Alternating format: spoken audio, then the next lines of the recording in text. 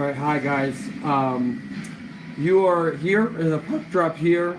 We're doing my first live stream. I'm really excited. This is for the NHL draft, the 2018 NHL draft. So I'll be talking all about it, making predictions, and any of you can comment in the section in YouTube. You guys can you on my Twitter, which is Peter the 37, capital P for Peter, capital T for D, and type anything you want, any comments you have. I'm really excited. I have some mock picks that we'll talk about, and every time somebody picks, we'll show you who they're picking, and then I will give you a synopsis of who I think. So let's get started. We have the first team that's going to start drafting in a few minutes when Gary Bettman comes and puts the Sabres on the clock.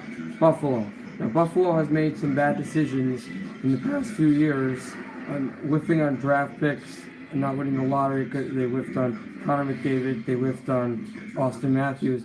But you have a team that now has a chance for who I believe is the next Erik Karlsson, one incredible Swede in Rasmus Dahlin. You have the first pick. He's on the board.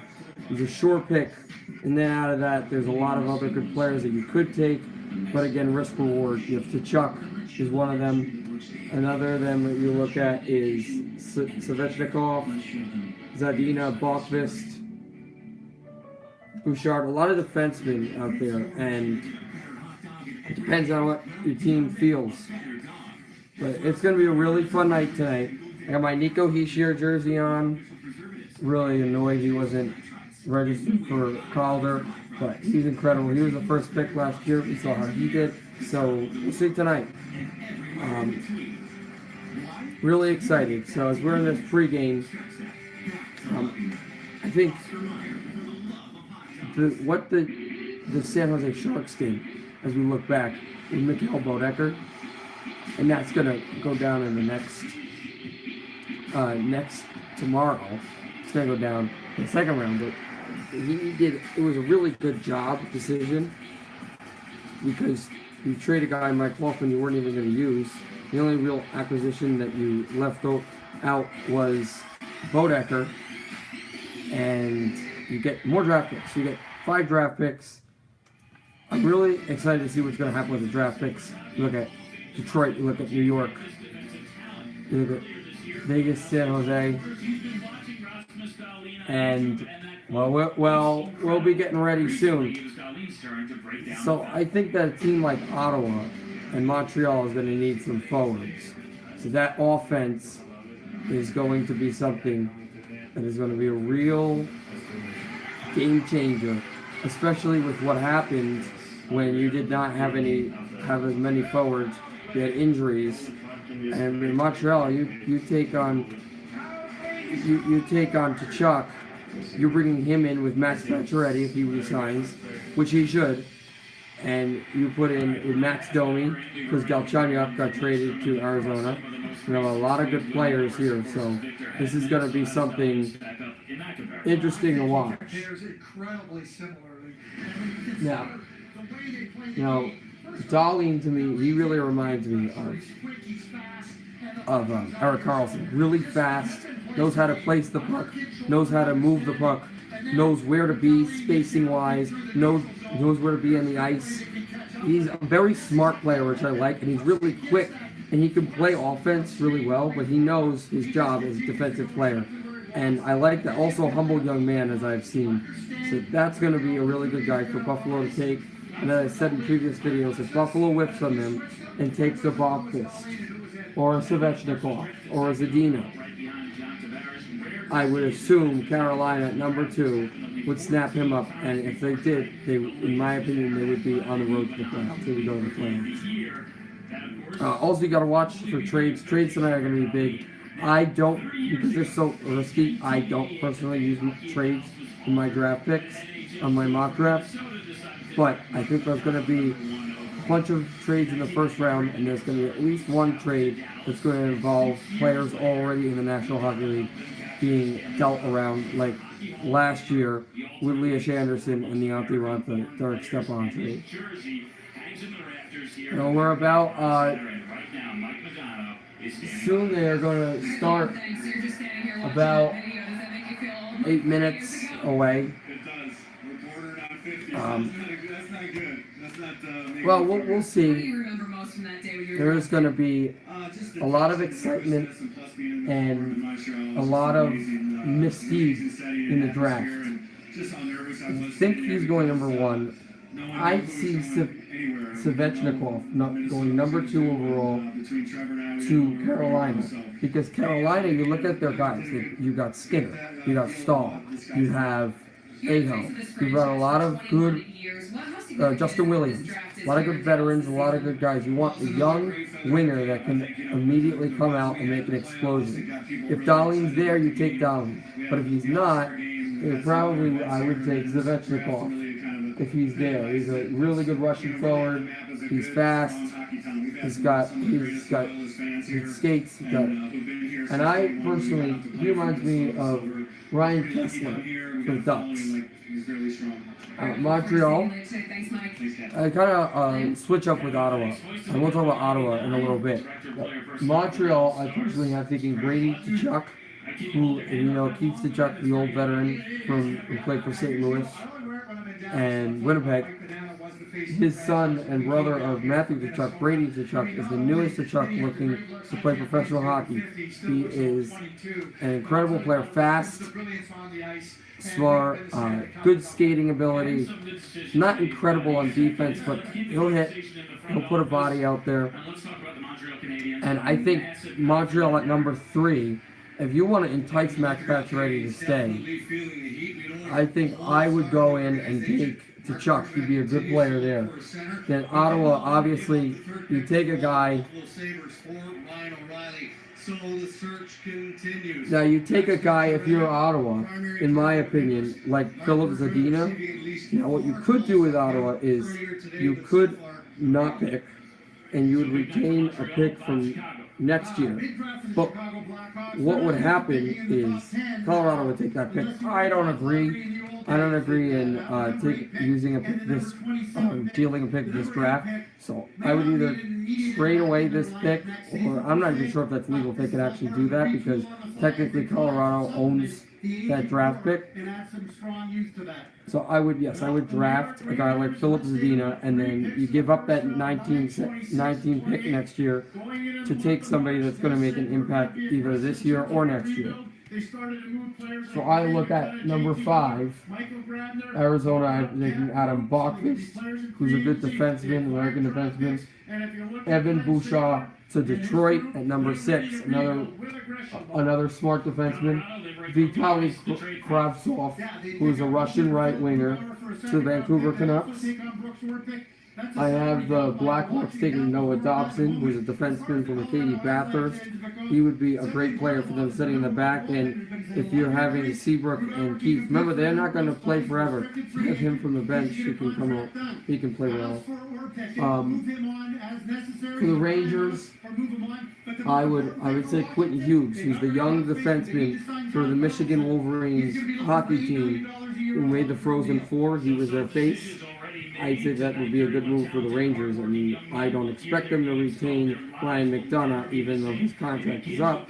So that is someone that would be a good fit for them, even though he's not going to fill in immediately. For Edmonton, I look at Martin Kaut. He is a Canadian right winger. He's a good player. Then for the Islanders, I think of Joseph Foligno, who is a center for Drummondville, and then the Islanders, you patch up that defensive backside with Adam Jennings. And then the 13th pick, I have Dallas, who was just seeing Oliver Wahlstrom, the winger for the Americans. I think he'll go to Dallas. Dallas hasn't picked high an American in a long time, not since Jamie Benn. So then you look at Philadelphia, and you see Jesperi Kotkaniemi, and I think that European would be really good for them. Another great player that can help on the backside on the offensive winger. And then for Florida, the last team in the lottery, I would have, remember Philadelphia got that pick from St. Louis in the Shen trade. I would say Florida taking Salah Noel, who's a winger from the Oshawa Generals, which is a really good hockey franchise in the OHL. And 60 Colorado, taking Grigory Denisenko, who's a winger, another Russian winger. And then Rasmus Sandin, a Swedish defenseman who plays in Canada for the Devils. Another American winger, Joel Farabee, to the Columbus Blue Jackets. And a defenseman in Spokane, Ty Smith, is the last Flyer pick of the first round. He's a really good hitter. He can establish a tone for what you want to do as the Flyers. Then I have the Kings, who take Barrett Hayton at 20. He would fall a center who plays for the same Canadian team, Sault Ste. Marie, that Rasmus Sandin plays for. Then I have the Sharks, taking Jared McIsaac, a defenseman from Halifax, at 21. Don't lower. And then 22 for Ottawa. And Isaac Lundestrom as a center for Luleå. And then for Anaheim, 23rd, Ryan McLeod, who is the brother of Mike McLeod, who was drafted by the New Jersey Devils 2 years ago. The 24th pick, Bode Wild, the defenseman from the Minnesota Wild. Toronto, Philip Johansson, who's another Swedish defenseman. A really smart player, really heads up, strong, tough guy. The Rangers' second pick of the first round, Akil Thomas, a center from Niagara, 26th. 27th pick, who belongs to the Chicago Blackhawks. It comes with the Hartman trade with Nashville. And they would take Liam Foti, a center from the London Knights. The 28th pick, the Rangers, the Lightning pick that they got would take Sampo Ranta, a winger from Sioux City. The 29th pick, I'd have St. Louis taking Rasmus Kupari, a center, a European center. Then 30th pick, Detroit, on the Tatar trade, would take Dominic Bach, a winger from Vaxel Jr. And the last pick of the first round, I have the Capitals taking Benoit Oliver Grouillot, a center from Halifax.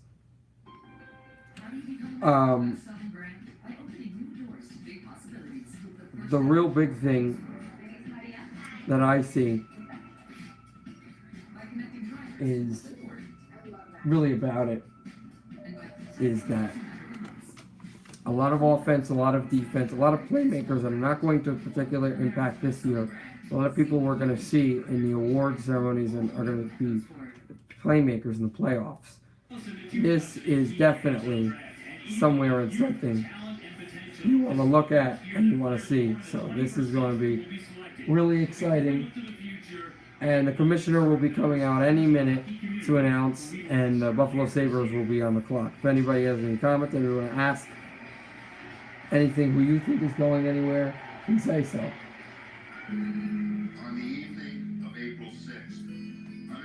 And right now, they are having a tribute to the Humboldt Broncos, the bus crash. And I just want to say a note about that. That is one of the most horrible things I've ever witnessed. I think people just don't understand. I mean, hockey is not just a sport. Hockey is a way of life. It's something that we live for and we die for. And to see people who play this game and love this game injured and killed just in the sadness of it, it makes my heart hurt. It makes my heart break. And I really think that the fact that we're paying attention to this and the fact that the world is getting more attention to them, we're Humboldt strong, I think this is going to be a great thing for the league and in the world. I definitely agree with all of the announcements and such that they're making. Hockey is more than a sport. It's a lifestyle, and I'm so happy. I'm sad about Humboldt, but I'm so happy that we're recognizing the Broncos. business to do relative to Humboldt, let's do that, and then you can boo me all night, okay? But I do appreciate your enthusiastic welcome. So the commissioner, Gary Bettman, is on the stage. So they're talking about the foundations and such, which is obviously that is all their copyright. I do not have any opinion or any ownership on that. But this is definitely a really epic point, and I think as they're finished, we get ready for the draft. I'm definitely excited, and I think that the players right now are going to be so happy, of course, to be drafted. And of course, I think in a strange way, these players and these dreams are realized are ways of validating that the sacrifice that the Humboldt Broncos inadvertently made, and sadly it happened, they did not go in vain. They did not die to just be forgotten off the face of the earth. So now they're doing some more announcements here. I think it's absolutely wonderful for our sport. And it's great. I guess they'll go in with this, and then the drafts will start, and we'll see what happens. It's going to affect the whole league.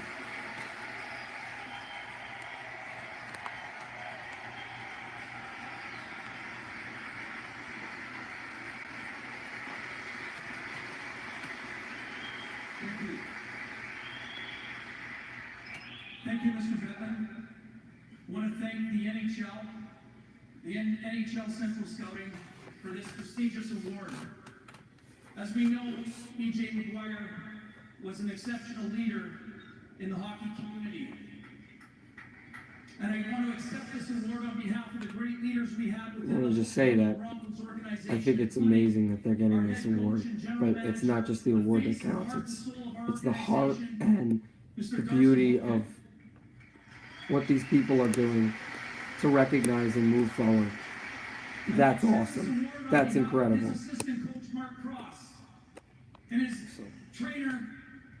As they announce more people, of course, we think towards them. We don't even think of the draft, we think towards them. And I'm actually, if you guys don't mind, anybody who's viewing or thinking about viewing, I want to just tell you guys, I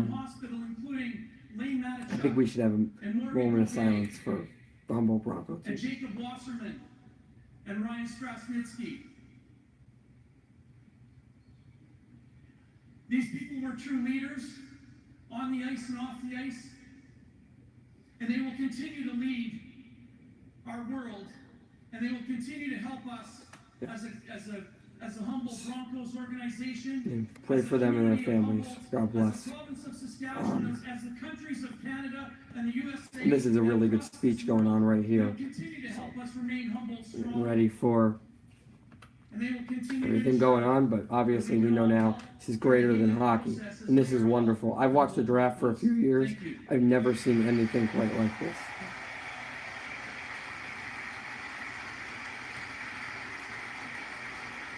Bettman is back on the stage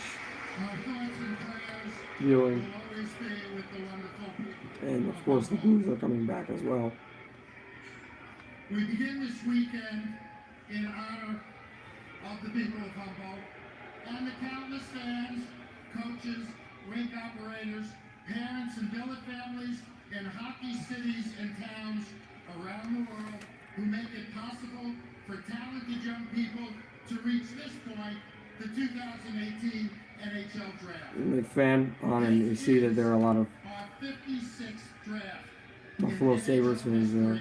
And it's the first one here in Dallas. That's better.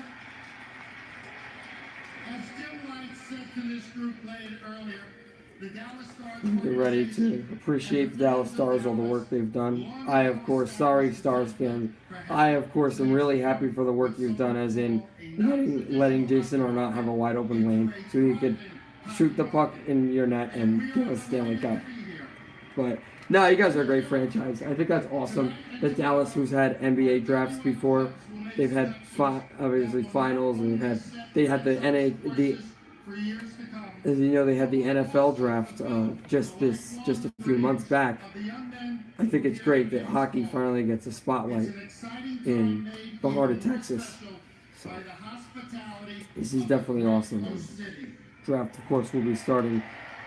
Picks will be starting to come in very soon.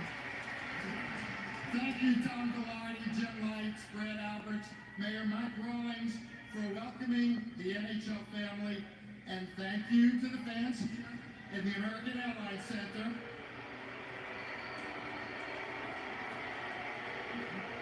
And the thousands more that watch parties across North America and watching on our TV outlets. So Dallas, let's get started. The first selection of the 2018 NHL Draft belongs to the Buffalo Sabres. So the Sabres are now on the clock. Some Buffalo Sabres fans here, they know their team is on the clock. They have 3 minutes. Now, as a 3-minute clock for the draft, now it has started. So we look what's probably going to happen is Rasmus Dahlin, of course. And Dahlin is an incredible player, as we said. He's a fast player. He's a strong player. He's smart. He has great hockey awareness, great hockey skills. Incredible hockey player. This is who you should take. In my opinion, what Buffalo will do is they're going to wait until this clock runs down.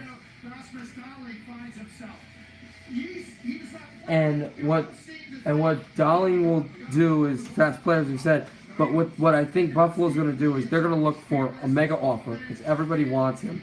They're going to look for a huge offer. If they get the offer they want, they may deal with it. It has to be an incredible offer. And if they don't, and if he doesn't get, they don't get the offer, they'll take Dahlin. We think it's going to be in. Well, the pick is already in. Buffalo has already made the pick. They made it early. No good offers. In all probability, it will probably be Rasmus Dahlin. As we see there, really good skater. Definite player, is going to change your team around. You look at what the Buffalo Sabres couldn't do. They couldn't get tough rebounds. They couldn't box the puck in. People were breaking out. They couldn't get the puck past the blue line, and there were lots of turnovers. A lot of turnovers. I've seen this team live. I watched them last year in the Winter Classic against a Ranger team that just wasn't as fast as it had been in the past, and they surrendered lots of plays. So they're here, and they're ready to announce the pick. Let's listen in.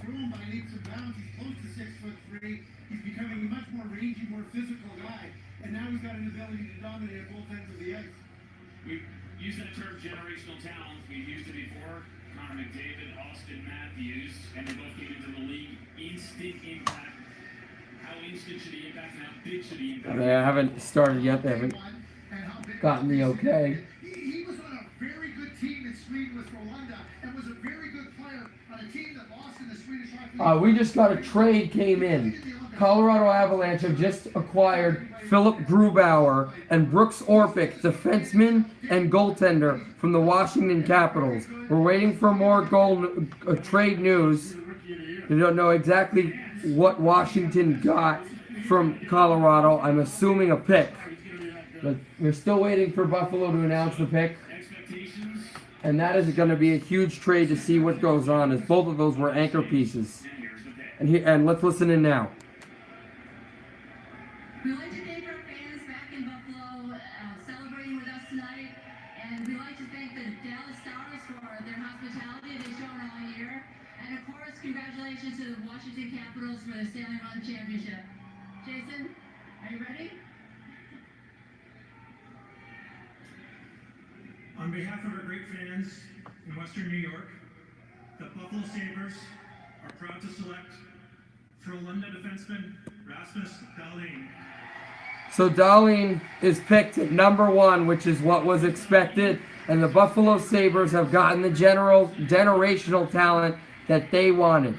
And a great day for them. Definitely. Darlene is off the board, and he is now going to go to Buffalo to play in the back end with Rasmus Ristolainen and Jack Eichel.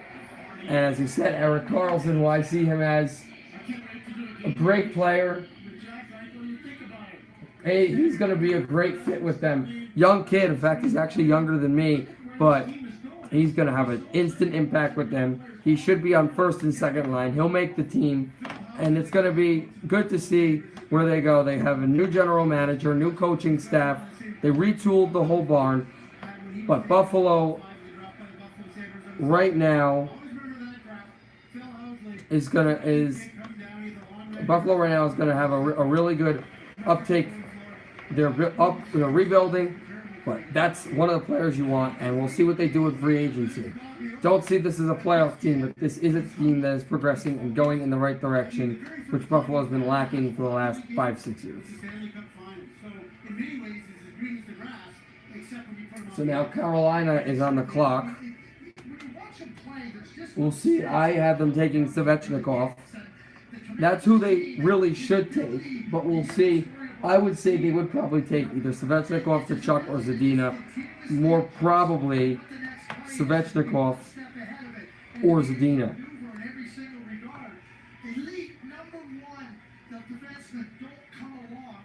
And this is one of the better teams that have a high pick.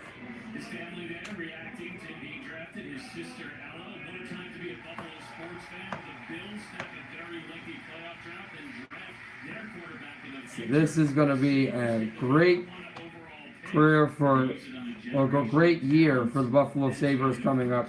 They got the guy they wanted. Darlene goes to Buffalo. And he is the first overall pick in Buffalo since P.R. Turgeon. And a real great player. He's going to have a fantastic career, in my opinion. Rasmus Dahlin. He's going to have a great career. We'll see what happens. And we wait on Carolina. Also looking to get more news on what happens with the Brooks Orpik trade. Along when he got shipped to Colorado. See exactly what Washington gets from them. There's about 2:30 left on the clock for Carolina. If you're wondering, when Carolina picks, the team behind Carolina are the Montreal Canadiens, and they will be looking for some offense after a lackluster year where they struggled to score goals and struggled to get pucks towards the net. With his talent and his skill level, he's going to really have an impact on our team and our organization. You were drafted 6th overall in 1982, launching a Hall of Fame career. Does he remind you of yourself? Well, it's funny because this afternoon, the anticipation was building, and I went and watched some more film of him, and I said, boy, this guy is very mobile, can skate, gets up in the rush, defends well, does everything. He checks all the boxes in today's evolution of the game, and I'm really excited to have him on our team. All right, well, Phil, thanks so much for your time, and congratulations on getting the top pick. Thank you. Liam? Catherine, thanks. Fans of Buffalo, no doubt excited, but they know that their team has finished last in the league 3 of the last 5 seasons. Haven't been in the playoffs since 2011. Carolina's still on the clock. Again, I think offensive player, you want a guy that can get the puck. You want a game changer. You want someone that's going to change the game, not just going to be another role player. I think you really want a big-time player every time. And now Buffalo's obviously gotten better. But for Carolina, I think you get a really good offensive player. You work on with the draft, you could really improve into a game-changing team that could not only make the playoffs, but could contend in the playoffs. So Carolina's pick actually is in. We'll wait, obviously, for some time for to go in and for the commissioner and the general manager to announce Carolina's pick. But this is a team that obviously can get better, probably will. And obviously we see Montreal is on the clock, and then after that Ottawa, and soon we'll figure out if Ottawa is going to, which it probably will, use this pick and deal the 2019 pick to to Colorado, or if they'll keep the 2019 pick and let the Avalanche draft fourth. The Hurricanes are here right now. Obviously, you're looking at Zadina, Tkachuk, Svechnikov. At this point, the clear consensus, 10 out of 10 scout survey on our draft rankings, that Svechnikov has the clear choice at number And 2. Big 6'2", that's what is expected Svechnikov, but we'll see if Carolina picks him or if they pull someone else. Here's Carolina with the pick. Hurricanes like to thank the Dallas Stars for their We'll listen in. hospitality this week. We'd like to also recognize and thank our fans back in Raleigh at the Raleigh Beer Garden. And here to make our first selection is Drew Dundon.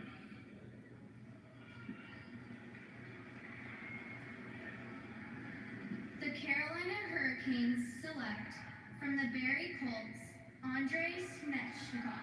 So yes, Svechnikov goes to the Carolina Hurricanes just as expected. So that is another player again from that area.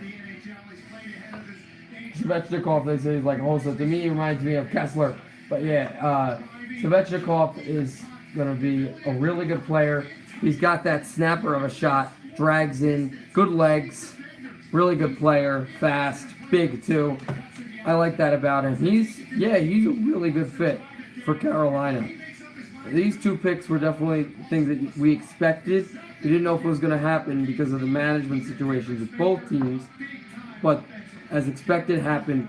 3 and 4 will be a flip. Does Montreal go and grab Tkachuk, or do they take Zadina? And what does Ottawa do? That is the intrigue. That is the intriguing system here. He's going to be a really good player. I think him and Stahl are going to meld really well. He'll be a very fun player to watch in Raleigh when the Hurricanes play. They're going to be I think they'll be a very high-scoring team. This is a team to watch out for. Carolina must get more consistent, especially if they do well in free agency. This is a team that could get really dangerous quickly. Now Montreal, yes, is on the clock. And up next, behind Montreal on deck is Ottawa, and then Arizona. And Ottawa, the player there you look at would be. My account and I've got all this extra cash back. Yeah, that's your cashback match. Only discoverable on 1993, they took a center, the 21st overall in the draft. Yes, I wasn't able to make that one, but Could be on the move, but you take it back to 2008. look at how Eric Carlson was a big pick for the Senators. And the Senators are going to use this pick. They will give up the 2019 pick. Paid off. A couple Norris trophies later. And then we look at what the Montreal Canadiens ended up taking. Wow. Jesper Kotkaniemi, a center from Finland. That I did not expect. Tkachuk is still on the board. In fact, if I look, I took Kotkaniemi 14th for the Flyers. So that is huge. That is something that people really did not expect. If you want to think about a player that you snag up that they really liked, because apparently when he worked out for them, they really enjoyed and liked what he brought to the table. So that's going to be somebody, I don't know if that's going to pop up immediately in Montreal, but they like this kid, so we'll see how he does. And then there's another European player. Now the one top of the board, the two guys top of the board, obviously you look on Brady, Tkachuk, Zadina, and then you got the two Canadian defensemen. When we look at the trade coming in, it was Grubauer and Orpik from Colorado. but there's no news what Colorado gave Washington to go and get Grubauer and Orpik. So when you look at their haul, Zadina fills it perfectly. If you want a scoring winger, Zadina's your guy. If you want a guy that's going to go in and potentially really alter the complexion and culture of your hockey team, I say Brady Tkachuk. If you want to get it a little bit. Yeah, and also there was seen a few weeks ago. Philip Zadina said that if he's passed on, he goes to Montreal and he goes to Ottawa when they play Montreal, which they do 4 times a year. He's going to fill their net. Sounds like something. In fact, if I'm Ottawa, I'm taking Zadina because that chip on that shoulder, that's the guy you want. That's a guy that's going to put your locker room in the right way and is going to be somebody that's really going to change the narration. And the Ottawa staff is heading up to the stage. Ottawa's pick is in, and that'll mean that Arizona will be on the clock. We'll see where they go with that with that. They need instantaneous offense in Ottawa. So I'm kind of torn here. The one thing I would tell you is Ottawa's got better prospects than people are giving them credit for. Fermenton, Batherson, Colin White, they've got a lot more prospects than people know in Ottawa. You can't go wrong with Brady Tkachuk. Let's be really clear here. Clear on that. You cannot. So the Ottawa Senators. It is a probable Tkachuk or Zadina, but they could go in for Bouchard. Let's listen in. Before making our selection, we would like to thank the City of Dallas for their hospitality this week. We would also like to acknowledge our fans attending a draft party at Canadian Tire Center. Les sénateurs d'Ottawa sont très fiers de choisir. The Ottawa Senators are extremely pleased to select from the Boston U Terriers, Brady Tkachuk. Tkachuk is going to the Senators. Wow. So Zadina is still on the board, and that is an interesting pick. You put Tkachuk on there, Keith Tkachuk's other son. You put him in Ottawa. He's going to go maybe play with Erik Karlsson. You go play with Jean-Gabriel Pageau and the other Ottawa wingers. So that's a fast player, strong player. Tkachuk to me reminds me a lot of Zach Parise from the Wild. You get a player like him through, he's that type of player. He's a leader, he's competitive, he's strong, he's gonna be vocal. You know what he wants, you know how he's gonna play. He's gonna score. That puck's gonna go in the back of the net. He knows what it's worth. He knows how to do it. So therefore, I think that it's going to be one player that's going to really put this Ottawa Senators team in the back in a good position. But the really great thing here is that you're the Arizona Coyotes, who did not pick number 1. You fell to 5. Yet you're at 5 in the desert. And Philip Zadina, he's still on the board, sitting at 5. That's a steal. If I'm Arizona, I know Evan Bouchard is there, Adam Bachvist. In fact, I had Arizona taking Adam Bachvist. But if I'm Arizona, I'm taking Zadina. That's an incredible player that you could go and take at that time. Keith Tkachuk, obviously very excited about Brady going to the Ottawa Senators. You've been down this road before with your older boy, Matthew. Does it feel very similar? Yeah, it is. I'm just happy for Brady. Brady wants to play hockey. He wants to win, and finally get to see him get some. So this is going to be something that is very, very relevant. I mean, if Arizona is going to go get Philip Zadina, if that's going to end up happening, then Zadina will really help this team forward in a progressive type of way. Which is going to be very intriguing, very wonderful to watch, especially if you're going to be a Coyotes fan. But if they do not take Zadina, there's a few other teams that would love to go take him. You look at the Canucks, you look at the Blackhawks, you look at the Rangers. The Rangers would love a Zadina, but I don't know if he's going to fall that down. And we're definitely going to see that with Arizona, who's still on the clock. Of course, Detroit could take him too. I think if Arizona whips on him, I don't think he's falling past Detroit. Right now, standing by with Catherine Tapp. All right, Liam, thank you. I just asked him some bragging rights now, and the family drafted higher than his brother Matthew. But Brady, you complete the Kachuk family Canadian lineage. Your dad drafted by Winnipeg. Your brother goes to Calgary. Now you go to We'll see Ottawa. here Putting on the with Senators. Arizona. Still on the clock here with about 2:25. Still picking. Yeah, I did Zadina on the board. You look at the top forwards right now. Or on the board, you look at Philip Zadina. You look at Kravtsov, Claw, Wallstrom. In defense, obviously, the Canuck forwards, Bachfist and Bouchard, Noah Dobson.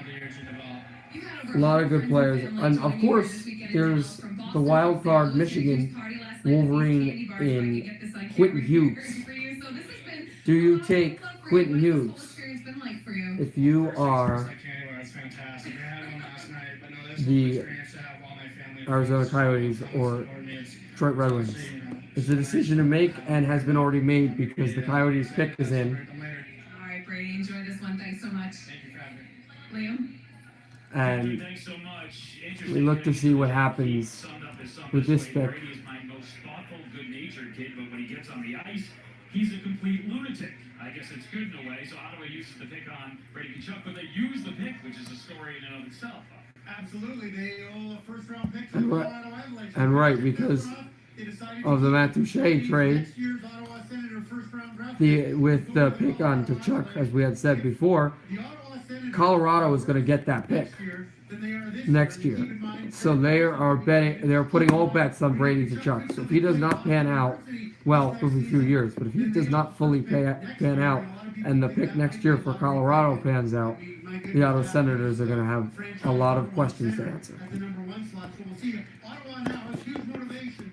And Arizona's pick is in. We see if they're going to go Next year, or to win next year's lottery. on Zadina. Obviously, Hughes is available. They will not get a Bouchard. chance. Brady Kachuk, his father Keith did play for the Coyotes, so if you're in that at that Arizona desk, your thoughts are what? My thoughts are simply this. Tim Bernhardt, the director of scouting, he was here with the Dallas Stars for a lot of years, was here. in the Their young States. general managers coming up, their whole staff getting ready to make that pick. They already put up. I would assume And again, it would either be Zadina, between these next guys. Don't be Bachfist, surprised if they take a center here. Barrett Hayton. or So possibly inspired Arizona Coyotes front office Quentin makes Hughes. their way up on the stage for the Coyotes. The pick is in here at number They're on the 5. stage and getting ready to announce The it. newest member of their franchise. Let's listen in. Thank you to the city of Dallas and the Dallas Stars for being tremendous hosts. Hello to our fans at the Wild Horse Pass Casino. Thank you for your support. The Arizona Coyotes are proud to select from the Sault Ste. Marie Greyhounds the Ontario Hockey League center Barrett Hayton. Wow, and that is something that I would not expect. It's Barrett Hayton Comparisons here. who is going to be taken. I had him down all the way at 20, going to the Kings. And he's a big kid. He's a strong kid. And Barrett Hayton definitely deserves to go there. He'll be, in fact, he reminds me especially, I mean, some people say Bergeron, but he reminds me especially in this area of a younger, new age Martin Handel.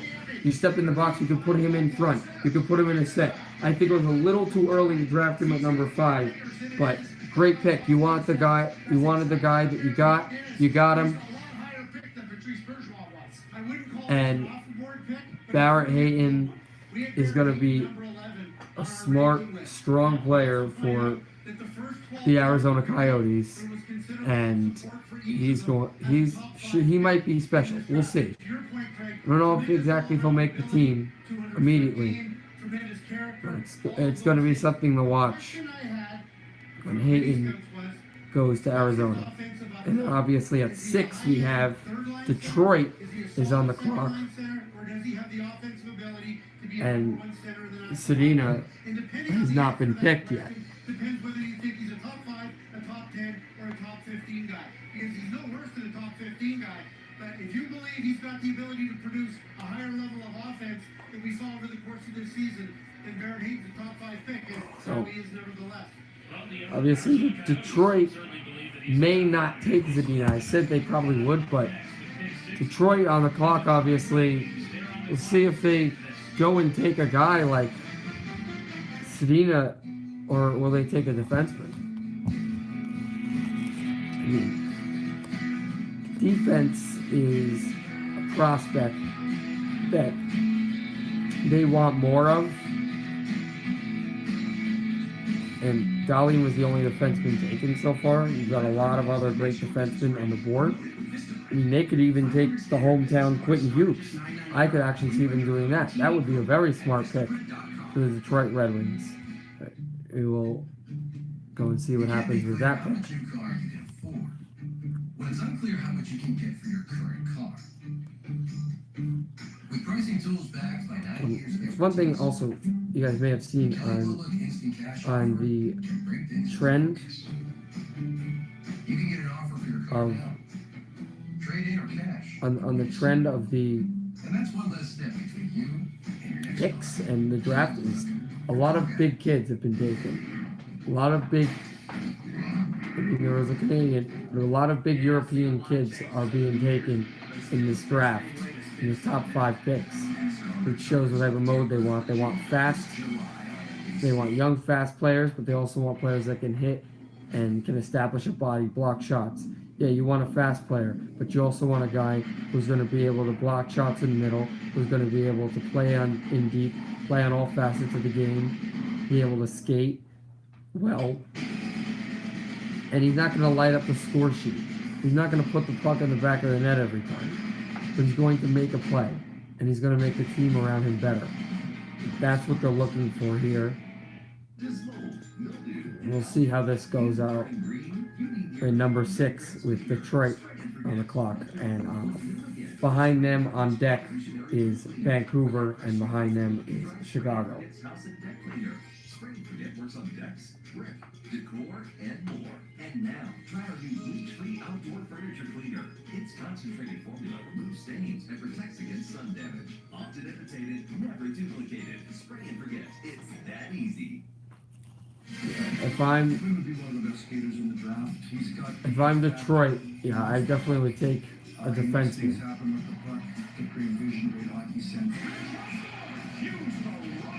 We'll see if Quentin Hughes, the hometown hero, gets picked, or if Philip Zadina's fall halts at 6. And Detroit's pick is in, so now Vancouver, once the pick is selected, will officially be on the clock. And the Detroit staff is headed on. They have the most picks in this draft at 11, and they have 2 picks in this first round. They've got this pick, and they've got the second to last pick in the first round from the Thomas Tatar trade with the expansion Golden Knights. The fact that Philip Zadina has slipped out of the top 5 gives Kenny Holland and his group something to think about. I won't be surprised if they go with a goal-scoring winger, even though the priority was going in was probably more along the lines of a defenseman. So some tense moments here for Red Wings fans. Their team on the clock. The pick is in for Detroit. So we'll listen in as the Detroit Red Wings are going to go select at number 6 overall. Detroit Red Wings would like to thank the City of Dallas and the Dallas Stars for your hospitality this week. Congratulations to the Washington Capitals on winning the Stanley Cup. The Detroit Red Wings select from Halifax of the Canadian Hockey League, Philip Zadina. So Zadina's fall does stop. It stops at 6 to the Detroit Red Wings. Who told the Montreal Canadiens, if you don't pick me, I'm going to fill your net. Well, you can add the Senators and the Coyotes to that list as well. So now that is a player that had fallen, again, chip on your shoulder. You don't get picked by Buffalo. You don't get picked by Carolina, Montreal, Ottawa, or Arizona.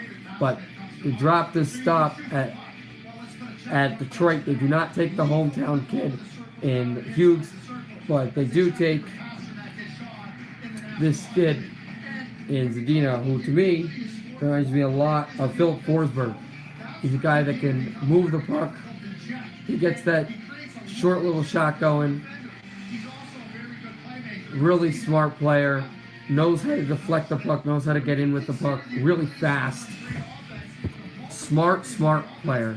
And I know I've been saying that these players are smart, but you want the smartest of players around because that's the guy that's going to help in your game plan. And Zadina is a huge upgrade to Detroit.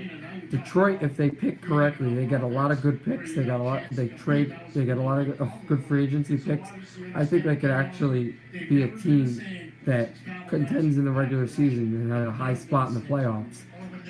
And this is a big step. You got to highlight Zadina, who was supposed to go in top 4. You get a guy down at 6 for him for Detroit. That's a wonderful pick for the Red Wings. That's going to really help guys like Zetterberg and Larkin. It's going to help them. And that's going to be good. So now you have Vancouver. So Vancouver, the guys you're looking at are mostly defensemen. You have, obviously, the Sedins are no longer there. So you are looking for a leader, but as a rookie, that's not always going to be the case. You have Bachfist and Bouchard. And there's Kravtsov in Vancouver, Kravtsov in Russia. And then you have Noah Dobson as well, a defenseman, and Quentin Hughes, the Michigan defenseman. A lot of good defensemen, and of course the American Oliver Wahlstrom. A lot of good players that are going to be coming off the board. But we'll see who Vancouver takes. If I was to take a guess now, my pick for them, I would probably say actually Hughes, because you're looking for a mobile defenseman that can play the puck. He's fast, he's athletic, he's that new brand, but he's strong and he can also hit. And I think that would be a good player for Vancouver. We'll see. They're still on the clock. However, behind them, Chicago is on the board behind them. And behind Chicago, the New York Rangers, who have been much anticipated after a lackluster season where they missed the playoffs. Both the two teams that are supposed to be contenders but horrible seasons are sitting behind Vancouver at respectively 8 and 9. Phil, thanks so much for joining us. Liam, back up to you. And we'll see that. In fact, as we get to pick 9, they're out of 9, 10, 11, and 12. 3 of those picks will all belong to teams in New York City. The Rangers and 2 picks back-to-back in the Islanders are there. So Vancouver actually is just selected, and the staff is just getting ready about just deferring their point to go up to the stage and announce their pick. It would obviously take some type of defenseman, as was said. Who the guy would be, you could take a Bachfist, you could take a Bouchard, Dobson. I think they'll take Hughes. But definitely, this is something that's going to be excited to see in this draft. Noah Dobson's on top of the board. He was the 6th best player, but at 7, Vancouver's there, and the staff is going right now to the stage as we speak. They're getting ready to announce the pick. So we get ready for that. They had only 73 points, but improvement was there. Brock Besser, a lot of other great players. You still have some of the veterans, a good mix, and Vancouver, I believe, is a few years away from winning in the playoffs. If they work hard, they could get to the playoffs this year. And this rebuilding has been painful, but it's starting to take a more positive turn. And I think if they pick well here, Vancouver's on the right track. And they all meet the commissioner, shake his hand, and you're going to get ready to announce the pick. And we'll listen in. We would like to thank the Dallas Stars for their wonderful hospitality this week. Vancouver selects from the University of Michigan, Quentin Hughes is headed to Vancouver, just as I said. That is a great pick. I love that pick. that is an incredible pick because you got a guy, he has the mobility of Brock Besser, but he's going to play defense. He's going to do the things. He's going to play on special teams. He's going to hit. He's going to get the puck in the back of the net. He's going to get the puck to teammates. He's going to be a forefront presence. Again, not sure this late if he's going to make the team, but he should. He's going to be a really big contributor. I think at this point, with Zadina off the board and others, I think that is the perfect pick for the Vancouver Canucks. Now, of course, you have the Chicago Blackhawks, and to me, I know they have some offensive players. They need to improve that offense, but to me, I see no other option but to take either Bokvist or Bouchard. I see absolutely no other option. They're on the clock, and then the Rangers are behind them, and then Edmonton. So I see no other option for Chicago. But after Chicago,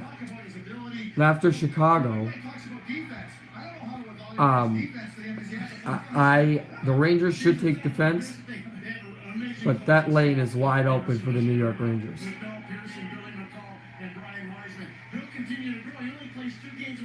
So what does he need to do? He needs to get stronger. He needs to get a little bigger. That's what's going to happen if he stays at the University of Michigan. And as we talked about earlier, families, great American hockey families, we'll be back here next year calling his brother's name perhaps #1 overall. Jack Hughes, what a dynamic #1 center he is. Yeah, Jack Hughes, 17 years old, eligible next year. Many believe he will be that top overall pick. And then Luke Hughes, 14 years old, eligible in the 2022 draft, but here in 2018. It's all about quick. And the large boos are starting here in Dallas as Chicago has been announced that they are on the clock. And obviously, the Blackhawks and Stars have had some memorable playoff series in the past. I'm very proud. I've heard a lot of great things about Vancouver, and it's obviously a hockey market, so I'm really excited, and it's a dream come true. Honestly, I don't know what to say right now, so I'm just excited. Chicago, yes, on the clock. They've got 2:30 left. They have not really said who exactly that they're going to take. Chicago, I could see a defenseman. They're not going quick or early, so I would say they're looking for a big offer. I could see, if I'm Chicago, however, if I find a very good offer, I'm not settling, but if it's a really good offer, I'm dealing the pick. Because I think there's a chance that you could get some impact young players for that pick. You could get somebody who's desperate for a Bokvist, a Bouchard, a Carp, Wallstrom. You could get a guy like that. And that could be the case, but no go because Chicago's pick is in. Blackhawks staff is going to step up there, and obviously once they make the pick, New York Rangers will be on the clock. He knows the intensity of a Canadian market. If you want to be a hockey player, why not go to a Canadian market? So we're thrilled with it. I think Jim Benning and John Weisbart tried desperately over the last couple of days to maybe move up a little bit. So I think it's a perfect match. How do you feel? I mean, there's so much expectation with Jack projected as first overall next year, and then you've got your youngest guy, Luke, around the corner after that.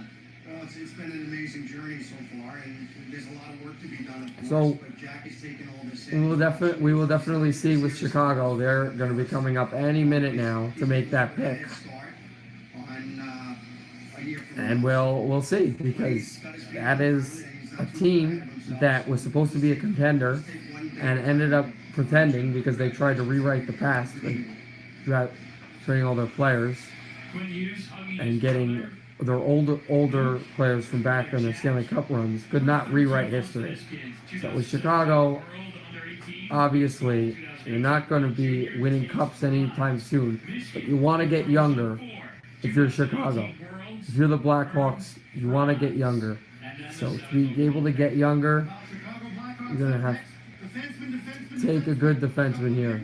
Evan Bouchard, Noah Dobson, the Canadian defenseman, Adam Boquist, smaller Swedish defenseman. So we'll see which one they take. I would assume it's going to be one of those three defensemen. Bolkvist, Bouchard, We're used to seeing them compete for the Stanley Cup here. or Dobson. And let's listen in. The Chicago Blackhawks. I'd like to thank the city of Dallas and the Dallas Stars for putting on a great event.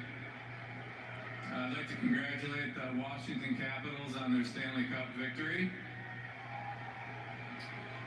And with our choice, the 8th overall, the Blackhawks are proud to select from Brynäs in Sweden, Adam Boquist. And Adam Boquist, the brother of the Devils' second rounder last year, is headed to the Blackhawks. Certain comparisons scare people. The one that Eric Carlson doesn't seem to scare him at all. He seems to embrace it. Yeah, it doesn't scare him one bit. I mean, So no, Adam Boquist is going to be taking a nap pick. That is a good pick for them. They wanted a young player. They wanted a smaller young defenseman that's going to help them. He's going to pitch in immediately with Chicago. He's going to be somebody, probably second line, third line. He can climb his way up. He can score. Good pick for Chicago. I like it. And now, of course, New York will be selecting once this is fully confirmed. And then obviously behind them is the Edmonton Oilers and trailing the two Islander picks. This will be a bit of a passing of the torch because they traded Nicholas Chalmerson last summer to the Arizona Coyotes. So the Rangers are on the clock right now. So the Rangers, if there's an offensive player I can see, I'll take. But right now, not a huge player right here that's really screaming off the board. So some of the guys that are in that area, in my opinion, I think if I'm the Rangers, not probably going to get Ryan Callahan again. I'm going at Bouchard or Dobson, one of the two Canadian defensemen. I'm going to try to get one of those two. Ty Smith is there. Sondon is still available. A lot of good players still available, as we see that Hughes and Bachris were both taken. Very short, two actually short players, but quick and really well played, fast, strong hockey players. All right, Liam, thank you. Coach, you got a pretty solid player there that draws comparisons to Eric Carlson and Adam Boquist. How does he fit into the Chicago lineup? Well, in the last couple of years, we've been able to pick some defensemen, and I think you can never get enough, have enough D. He moves the puck. He's very active in the play.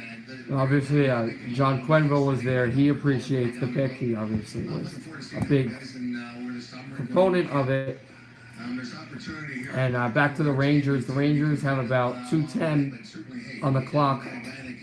And right behind them is Edmonton. And the first of the two straight. Two of the first straight Islander picks. What do you remember most about these? It's a great day for everybody involved, and the families and your friends, and it's a special moment. I was fortunate enough to get picked by Toronto, and being from Windsor was a thrill. Everybody was excited about that opportunity. Beginning as the league was a special moment. I had to play for a few teams, great organizations, and being a part of it. Rangers still on the clock. If I was to pick for New York, I would say they're going to probably go and take All right, Coach. Good luck the rest of the way here at the draft. Bouchard. Liam, back They up. could take Dobson, but we'll see. And New York is just picked. New York is picked, so Edmonton obviously looking forward for something here. And we look back at the trades. It's the only one trade that's happened today is the same one that was prior, which was the Brooks Orpik Grubauer trade in Colorado. We still do not know what Washington received for dealing those two players. Stay with the original six. Bob, the Rangers 3. And the New York staff is going right onto the stage, getting ready to pick. This is their first of 3 first-round picks. Obviously, they have the young Boston University Coach David Quinn, Chief Scout, Nick Bobroff, spent a lot of time, in Russia. who is And there's a Russian still set on up board there, in the top 12 of this draft. ready Vitaly Kravtsov, to a scoring playmaking winger. I'll be curious to see if they take the plunge. just on say who Kravtsov they'll get. Dobson, of course, and This is a team Evan that's Bouchard on top. mode of You have rebuild, Wallstrom as well as a winger. At the same time, We'll see who the Rangers take. Well, I see him going with a defenseman. I think the defensemen are too good. I see Bouchard going to them, but they're going to pick right now. Let's listen their in. pick is in.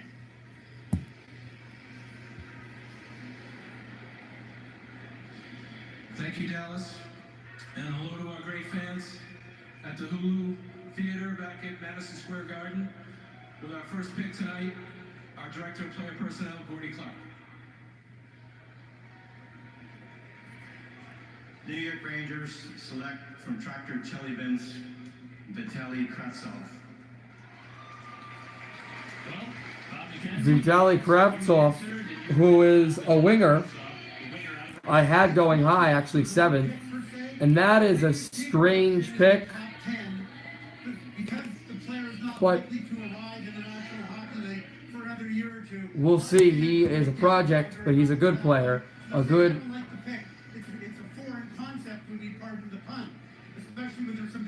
he's a good European, he's a good Russian European player. Kind of reminds me a little of a Kuznetsov, but again, not as polished. Kravtsov. But an interesting pick for the New York Rangers.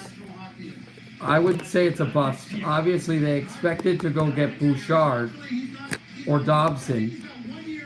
But of course, now you look at the Islanders and the Oilers, and they could go and get. They could go get Dobson and Bouchard. You look at Edmonton to pair with Adam Larson, who has been struggling, and I could see Edmonton going with a Bouchard or a Dobson. Interesting pick, Kravtsov to New York. He could play the NHL next year. He's one of those guys. He's a classic Russian scoring winger. Get the puck on the move. He reminds me so much of James Neal. And that ability He's to an skate and have interesting player. Now Edmonton's there. And if I'm Edmonton, I'm going to, obviously, in my opinion, I would take Noah Dobson.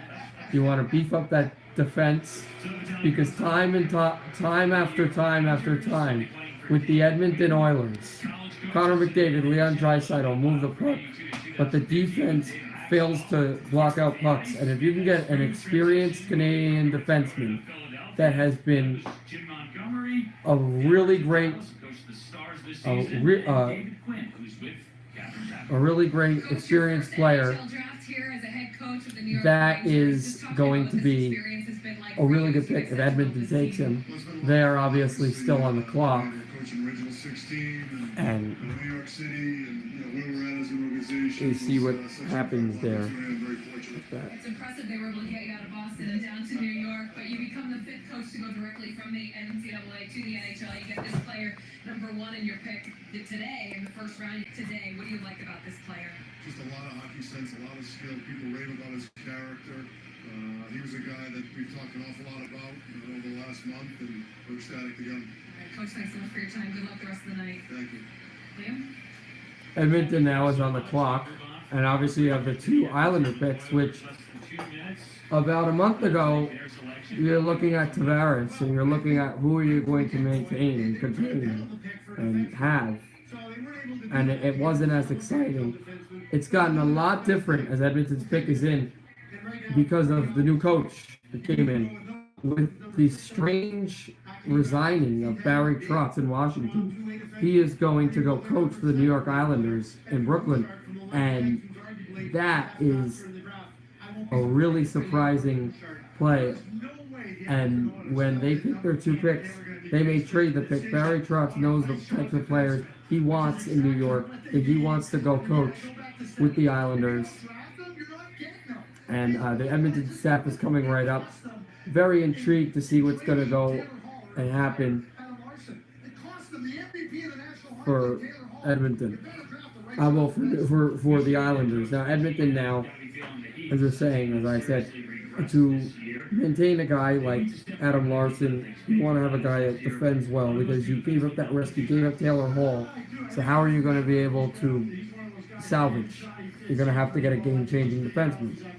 So that's what I believe Edmonton's going to do. I would say Dobson probably, maybe Bouchard. We'll see what they go at here. Pick number 10 is in. The staff is ready. And I think Bouchard could do the very same thing. He was the top 10 pick of the Edmonton Oilers in 2013, Darnell Nurse. He went number 7. This year, the Oilers picking at number 10, and that pick is... And pick is in. Let's listen in. Here it is. And we've watched Daryl Case's son grow up right in front of our eyes. On behalf of the Edmonton Oilers organization, we wish to thank the City of Dallas and the Dallas Stars for their great hospitality. Thank you. And with our selection in the first round, we're proud to select from the London Knights, Evan Bouchard. Bouchard does go to Edmonton. Dobson is still on the board, but really good pick. You wanted to get a defenseman. You wanted to get a strong, smart defenseman, and you go and snag one in Evan Bouchard. So, good play, smart pick, and that's what the Edmonton Oilers end up doing. And he is a really good shooter. Is Bouchard. And he can obviously get the puck to offensive players, get the defense going, get to Draisaitl, get to McDavid, get to lots of other players there. And obviously in a franchise that has done so well in the OHL, as in the London Knights, we're looking at this player. It's a great pick. And now, of course, we zoom in. It's the New York Islanders are on the clock. Barry Trotz is going to have a chance. Last year he was picking with the Capitals, and he took Jake Vrana, and Jacob Vrana melded in and was able to transform into a playoff machine and help them win the Stanley Cup. Now he goes to New York, and let's see what he does with pick number 11. Remember, Noah Dobson is still on the board.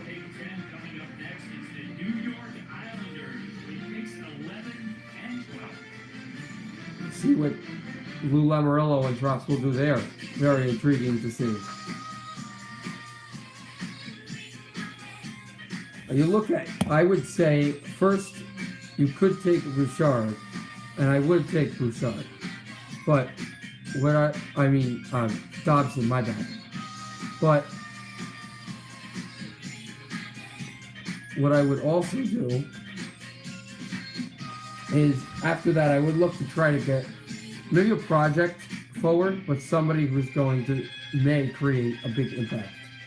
Similarly to what the New York Rangers did with Kravtsov. So I looked down, I could see a Lundestrom maybe, possibly McLeod.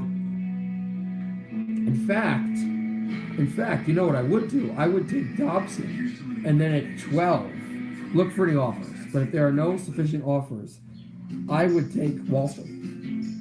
He would be a great winger for the Islanders. You take a defenseman, you take a winger. You have that type of offense that's going to go and help the New York Islanders. These types of players that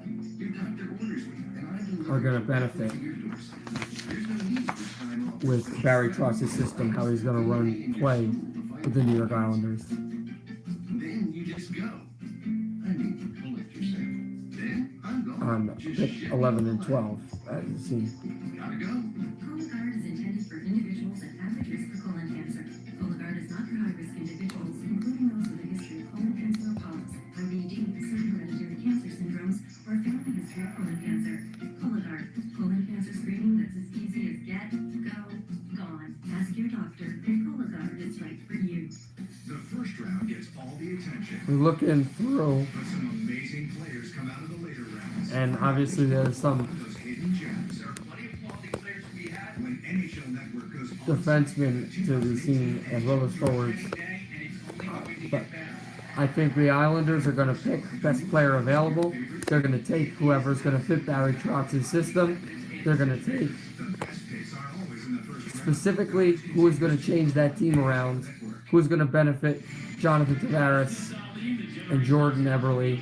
And whoever's going to be able to do that is going to be the guy that the Islanders are going to take. Heralded defensive pick since this man, Dennis Hoffman, selected by the New York Islanders to be the top. And the Islanders obviously are going to try to find possibly a guy that could be the franchise player, somebody that's going to be in that area. And the Islanders right now are on the stage. Pick is in, their first pick of the night. The first pick in a row is ready. Got Bettman walking through, and they will now make their pick. Uncertainty surrounding the face of their franchise in John Tavares, but the pick here is in. On behalf of the This is New it York in? Islanders, I'd like to thank the Dallas Stars for their hospitality this weekend. I'd also like to acknowledge all of our passionate fans back on Long Island. And on behalf of the Islanders, proud to select from the USA Hockey National Development Team Program, Oliver Wallstrom. They do take Wallstrom. They took him at 11 instead of 12, however. That is a good pick. That is a very good pick. You want to have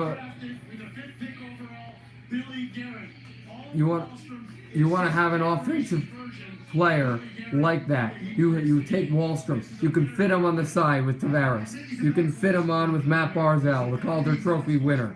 You can fit him on with any of these players. And he has a wicked shot, Wallstrom. He finds his way on shots. He's able to fire, score. Really good sniper. This is a guy that, one, is going to meld well in Barry Trotz's system for the New York Islanders, and two, is a guy that is going to entice John Tavares to stay. That's a person that is going to really help this team excel in a way that no one could really understand at this point. So, obviously, now the Islanders are getting ready for the 12th pick. And I said the opposite, but I think now, since Dobson is still on the board, I would take Noah Dobson now with pick number 12.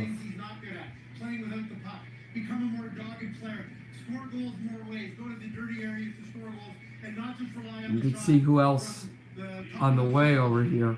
And obviously everybody knows him for the YouTube sensation. And then after that pick, it'll be 13 to the Dallas Stars. In Boston, the TV Garden makes it look very, very easy. So this guy becomes an overnight internet star, and 9 years later, gets to hear his name called at the NHL draft. Jeremy Roenick's 97. We see Wallstrom is going to be a good fit, a really good fit in that system in New York. The only question now is who is his first rounder line mate going to be when we see on pick 12. I don't even know where to start. I'm just so thankful to be in this position, and the Islanders is an unbelievable organization, and to be around New York, the best city. So I'm so happy. I'm ecstatic. So You've been compared to Alex Ovechkin. You've been compared to Patrick Laine. How would you compare yourself? yeah, I'm a big strong power forward. I love shooting, love scoring goals, and Ovechkin, he's my childhood hero, and hopefully someday I can play against him. So. Well, you're getting his former coach now. Barry Trotz won the Stanley Cup 2 weeks ago. You've got a general manager in Lou Lamoriello who's won a couple Stanley Cups as well. What does that tell you about where this Wallstrom organization is headed? I'm so pumped. I'm excited. He's going to be a great fit. I think They got guys like Winston and Cousins in this team, and that was a really good pick. Pretty flair goal from you when you were And 9-year-old. of course, at number 12, So maybe we'll see a little bit of we that next year on see the ice. New York picking right now. They're on the clock Oliver, congrats. Thanks so to much. see who else they're taking out at number 12. Awesome. So far, players from 6 different countries have been selected, but 3 Americans have been selected here. Oliver Wahlstrom, drafted 11th by the New York Islanders. So, Islanders fans, excited, happy about the future, but there's uncertainty with John Tavares. We bring Darren Drager for more on this because July 1st is looming, Darren.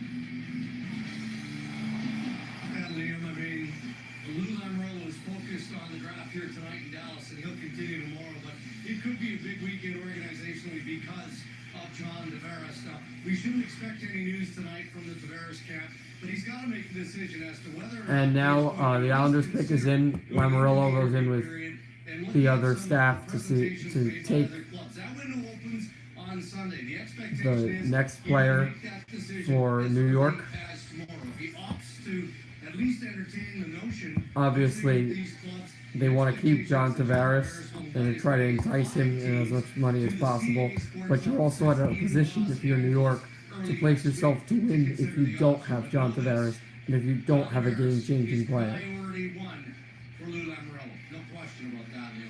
All right, Darren Bob. So they're ready to make their second straight pick right now as they enter the stage again. Dobson is once again the top pick. His fall has been huge. We'll see where he goes. If he does go in the first round or where he ends up going. It addresses a major organizational need for the New York Islanders. Defensive depth, and then they can start addressing their goaltending. But they definitely need defense. Yeah, no doubt. Worst defensive team in the league last year. The Islanders certainly need some help on the blue line. They need some help in net as well. And let's listen in now. From Academy Panthers defenseman Noah Dobson. And now Dobson's fall ends. He does go to New York. So it is going to be Dobson. And it is going to be Wahlstrom, which are 2 really good picks for New York that they probably did not expect falling to them. But these are the guys that are going to come in, and these are the guys that are going to compete day in and day out, and day one to try to help this New York Islander team. One team to like one player better than Noah Dobson, and suddenly, boom, and then it takes another team, only one, and then you start to slide. And it doesn't reflect poorly on the player. He's still the same great player that he was. And this guy, I mean, 6'3", and a way above average skater, and a tremendous offensive ability, creativity, vision, and ability to play with Dobson, this guy's a great pick. another fast defenseman, was supposed to go really high, and he falls to 12 to the New York Islanders. And that's a good place for him to play and learn the system, along with Wahlstrom and Barry Truss's system down there in Brooklyn. Now the next pick coming in is the hometown team in the American Airlines Arena, Dallas. And now Dallas is on the clock. I am initially in this mock draft had Wahlstrom going to Dallas, but that obviously is not going to happen with him in New York. So now Dallas. And then 12, here's Gary Bettman. But it's Dallas, the 13th selection in the 2018 NHL draft belongs to the Dallas Stars.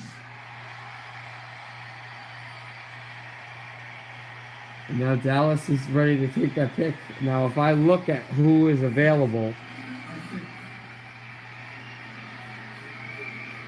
you look at Count is available. Velino, Sarah Noel, Rasmus Sandin. This, I'm going best player available, but I probably would take Count. I would take Count, Farabee, or Getting. One of those 3 players. We'll see who Dallas takes. They're 2:20 on the clock. Behind them, waiting on, is Philadelphia, and behind them, Florida, which is the last of a, will you say, lottery picks. And then it'll go straight to picks who were at least originally owned by playoff teams. And Lou, how important was it to you yesterday to announce Coach, how important was it for you to get that secured before this weekend? I don't think that I could emphasize how important that was to be able to get a man who has so much experience, so much success, and more important, communicator. That's what you need today in this game with the young people that are coming in, so we're ecstatic. Lou, thanks so much. Good luck the rest of this round, Liam. So Dallas now, of course, their pick is in. This place is going crazy, and the Dallas Stars, not exactly sure who they'll take, but staff is getting ready to come up. And on pick 13, I would say to take another offensive player to try to strengthen that line. You have Seguin, you have Ben. You got a lot of great players. Capability. Every one of them got at least one vote from our panel of 10 scouts as a top 5 consideration of the draft. So at this point, after number 2, down to 12, almost interchangeable parts. So they set up coming here, and this place is getting even louder. The big D. I'll tell you what, it's going to be interesting now because this is where teams just dial in and say, we're taking the guy we want and let's get after it. Now this is going to be. Now this obviously is something that they've never seen before. This is the first ever first-round pick that they've had in Dallas. Get ready for the pick here.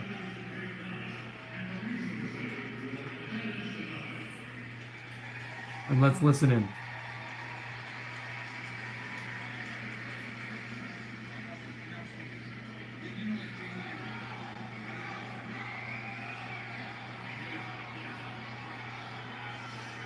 Being selected in an NHL entry draft is both an What? honor and a privilege, whether picked first overall or 129th. With that said, Dallas now selection, I would like to introduce getting ready for first overall pick, a pick, 1980 entry draft, and their pick now. and the 129th pick for the 2007 draft. Ladies and gentlemen, Mike McDaniel and Jamie Bennett. Well, what? I'm at your father right now. Why are you looking at me? Do you want gray sheets or do you want blue sheets? I found the ones that do Gray, this gray. You look at me like you're angry at me. because I'm Scary to think it's been 30 years since 1988 came around, and it's been a wonderful trip, a great experience. This night tonight was one of the fondest memories I've ever had in my life, and I hope all the kids enjoy it, absorb it. It's a great feeling. And being up on the stage, I know with Jamie, you didn't have a chance to be up on the stage.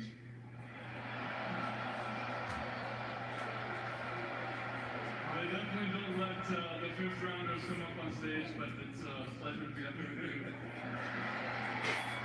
Well, it goes to show you, you proved you don't have to be a first rounder to win an Art Ross trophy.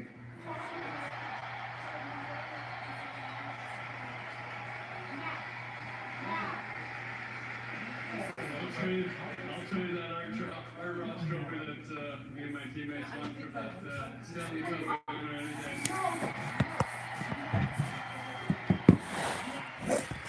Well, without further ado, I'll let you have your moment on the stage and announce the Stars' first pick. So Dallas is picking now. Of the 2018 NHL entry draft, the Dallas Stars are proud to select from the Flint of the OHL, Ty Dellandrea. Dellandrea is picked. I did not have him going in the first round. He is a good player. He's vital, but again, a project. Nice player going to Dallas. He's going to need some work. Probably not going to make the team this year, but he can be special if he's coached in the right way, and he's got a good shot. This is definitely something that can be worked on with this Dallas franchise. And obviously now, as we look gone in, good player, but now Philadelphia will be on the clock, and they have an interesting pick and story. They were a playoff team, but they're picking right after this because of the Braden Shen pick with the Blues not making the playoffs and Flyers assuming this pick, and they're going to use it to draft someone or maybe trade it away. Nobody in this draft did more with less. Flip wasn't a very good team. Then they traded all the good players. And all he did was continue to play. I absolutely love him.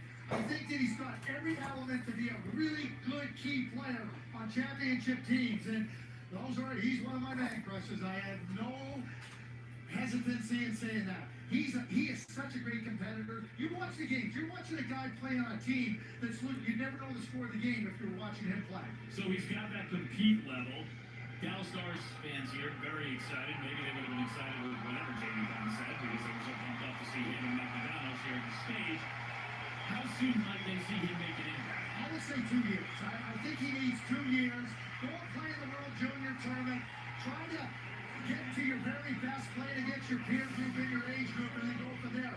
But when you're considering what he's got, but trust me, he did not have a lot to work with in Flint. He has so much potential. Definitely needs more time. He needs to get physically stronger, especially the way He does have a good shot, Valandra, but he can get even better.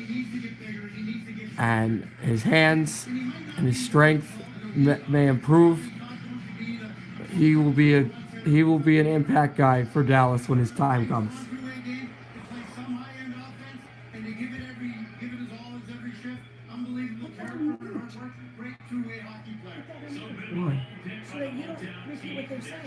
No, that's so that people hear the picks. All right, Liam, thank you very much. Jim, you get Ty Dellandrea, a player that went from 76 to 25 in Central Scouting rankings. What solidified it for you?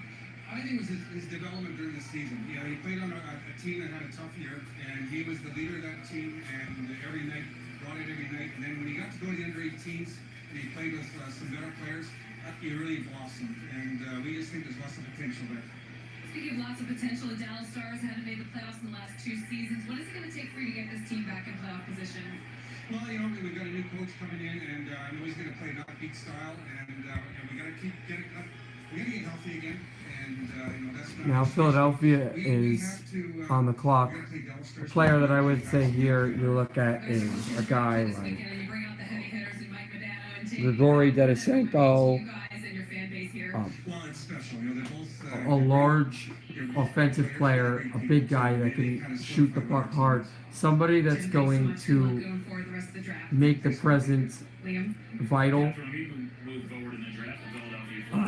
a game changer, maybe trade the pick.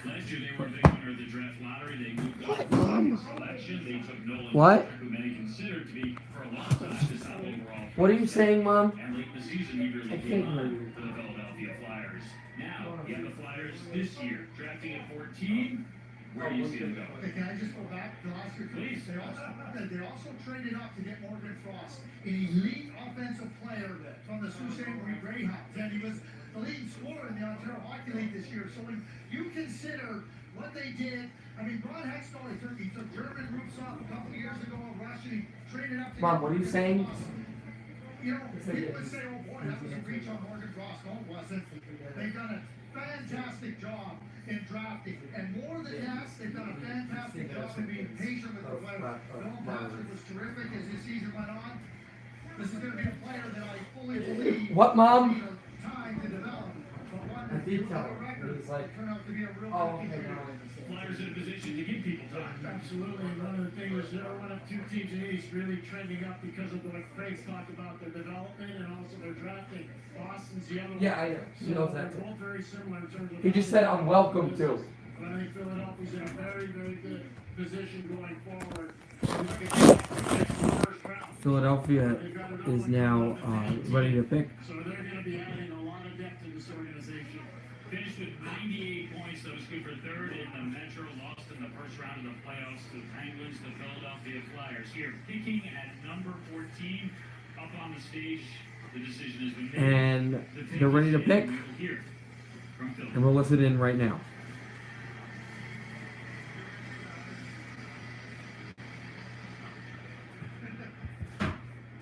Philadelphia selects from U.S. National Team Development Program, Joel Farabee.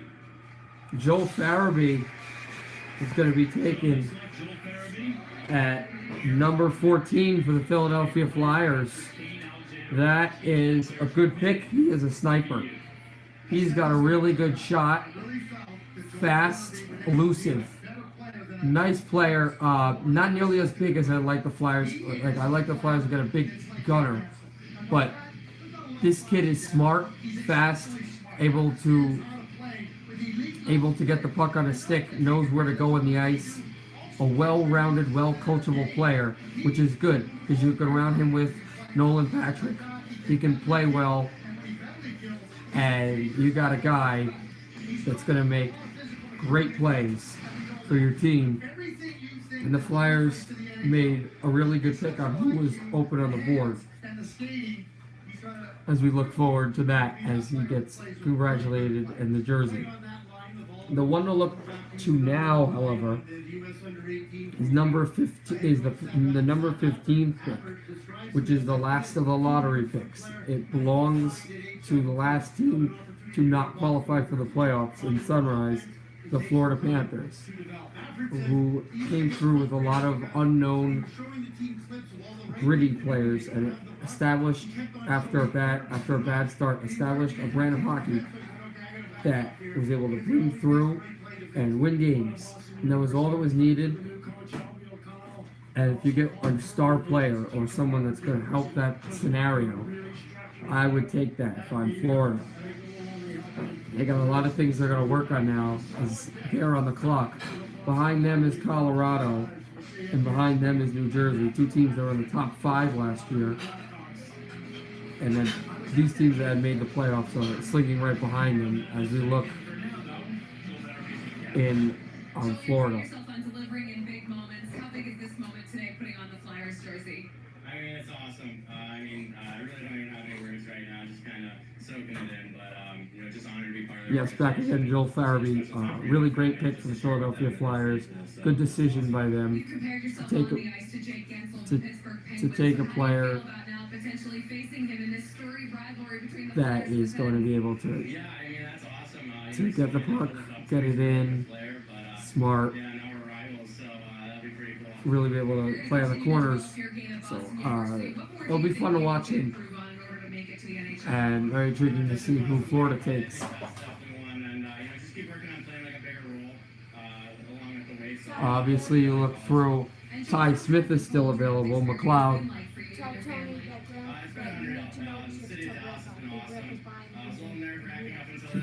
He has a computer. He said he'd give to me. Okay, well, he's not listening.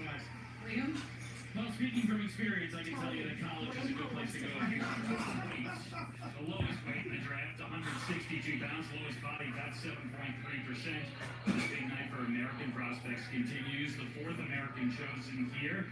That's tied with Canada for the most so far in this draft, but it's been a heavily international draft. First 6 picks, 6 different countries here. Biggest takeaway so far? The biggest takeaway, really, we understood through the first 11, 12 picks, we had a real clear identification of who the names were. We didn't know where they were going to go exactly, and we saw that. But now we're looking now to a wide open field. Farabee's not wide open, but now we start getting in. The next pick could be any of 5 players. Talent-wise, pure talent. Best player left available. Is it Ryan Merkley? Yeah, no question about it. Talented, yeah. And Florida's pick is in, so they're getting ready to make their selection as they come through to make some type of selection. What has surprised me is in the first round, we had that one trade, but no trades for any draft picks. Nobody has traded up or down to change any laddering picks. And now as we look, the Florida staff is going onto the stage, getting ready to announce their pick. Florida Panthers. The Panthers now. Ty Smith is up high. Denisenko, Valino, as well as Fought. Canadian defenseman, Joe Valeno, a Canadian center, and Grigory Denisenko, a Russian winger. Any one of those 3 guys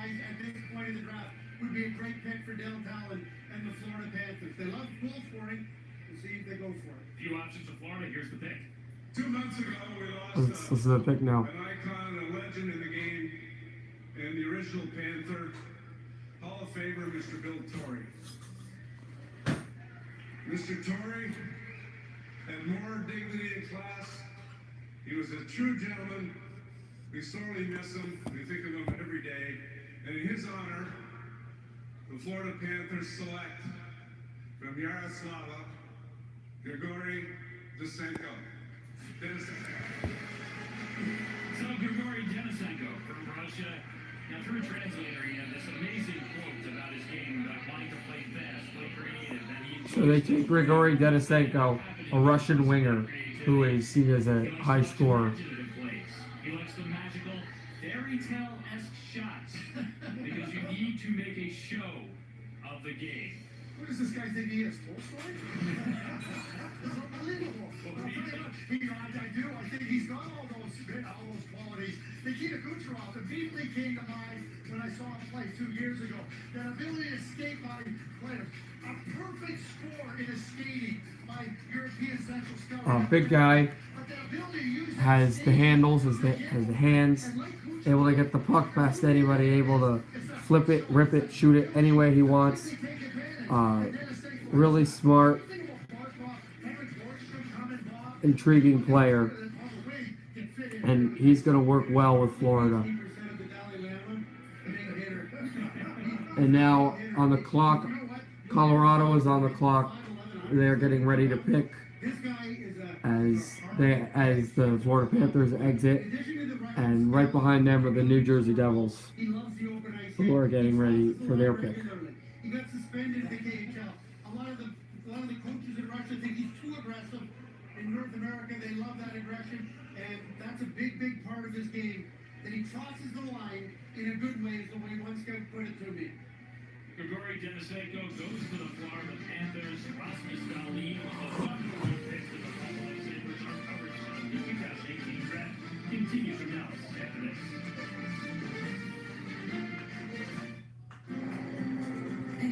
We're listening to what matters most to you, and we're committed So we'll see what happens with Colorado. starting with features designed to make it easy for your driver to find you, taking the stress out of pickups.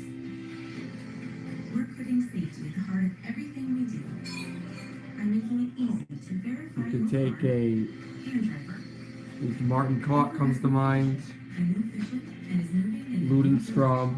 forward. Still Ty Smith is on the board. This is a lot of big-time players.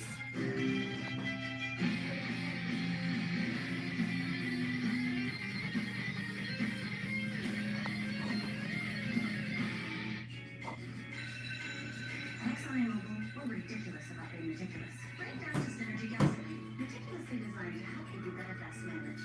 Maybe it's because we're obsessive. Or maybe it's because we care. Exxon and Mobil Fuels. Energy lives here. Like nobody's business. It was exciting to be here. My offer is $2 million. The Profit. All new Tuesday at 10. CNBC. Get yours. Major League Baseball. Tomorrow on FS1. Their lineup is a modern-day burglar's row. Loaded with the winning MVP.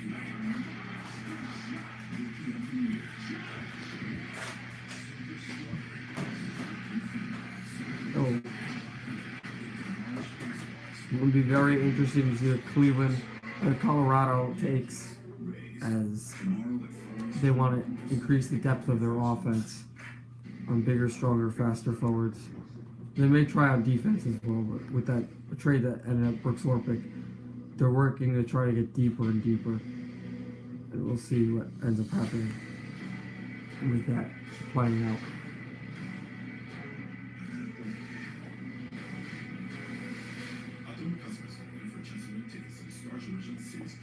Season 5 premiere screening with the cast on June 28th. Visit our Optimum Facebook page for details. Back in Dallas, Colorado Avalanche on the clock after finishing dead last in the NHL with 48 points. A couple seasons ago, they made a massive turnaround. They made the playoffs, and they've already made a trade today. Let's go to Darren Greger. Yeah, you're right. Joe Sakic pulling the trigger, acquiring a goaltender, Philip Grubauer. So here are the trades in full. The Orpik Grubauer trade. Washington, as we had said, dealt Brooks Orpik and Philip Grubauer, the backup goaltender, to Colorado, and Colorado gave up a second round pick, the 47th pick in the draft, to Washington, which has been the only draft trade so far as of today. Colorado's still on the clock. They have not put their pick in yet. They're still waiting, seeing if there's any other trades that they'd like to pull in through. Well, it tells you that they have to have concerns about Varlamov. And what you don't want to do is just run yourself into a problem because your goaltender didn't heal as well as you thought or as fast as you thought, and now you're relying on somebody. Looks like the Avalanche are selected. They have no more time on their clock. Question about it. The biggest thing that we found out about this team now, they are a team on the rise. The Matt Duchene deal really helped solidify the Colorado Avalanche's future. They've got a lot of real positive things going on. Figuratively, a team on the rise. Literally, a team that is still sitting with the clock at 0, Bob, and no pick in. Yeah, that's a good question there. Why is that happening? We don't know yet. Someone just saw Brian McFarland from the Washington Capitals on the phone a moment ago to see if anything comes up here. So, Colorado Avalanche. They're ready to pick at 4, and they're not ready to pick at 16. By the way, on the Avalanche prediction of Brooks Orpik from the Washington Capitals as part of that deal, the expectation is they're going to move them along. That if there's another team that's Well, Colorado still not ready to pick just yet, but soon looks like now they're going to be able and getting ready just to get the okay. They'll come on stage with their pick and select, and now it is. Now it comes time. The pick is in, and the Colorado Avalanche are getting ready to select some player. The enormous move that this team made from one year to the next year. Nathan McKinnon, a huge part of that. And see who else they're going to get to help Nathan McKinnon. And you have these guys, Landeskog, Rotman. There's some good forwards. You want to have some guys with them that are going to be some offense. Although personally, I would take a defensive guy to work with Orpik in the back end for Colorado. But I could see Ty Smith being a great pick for the Colorado Avalanche here. They're meeting with the commish, and here we go. Here's the pick.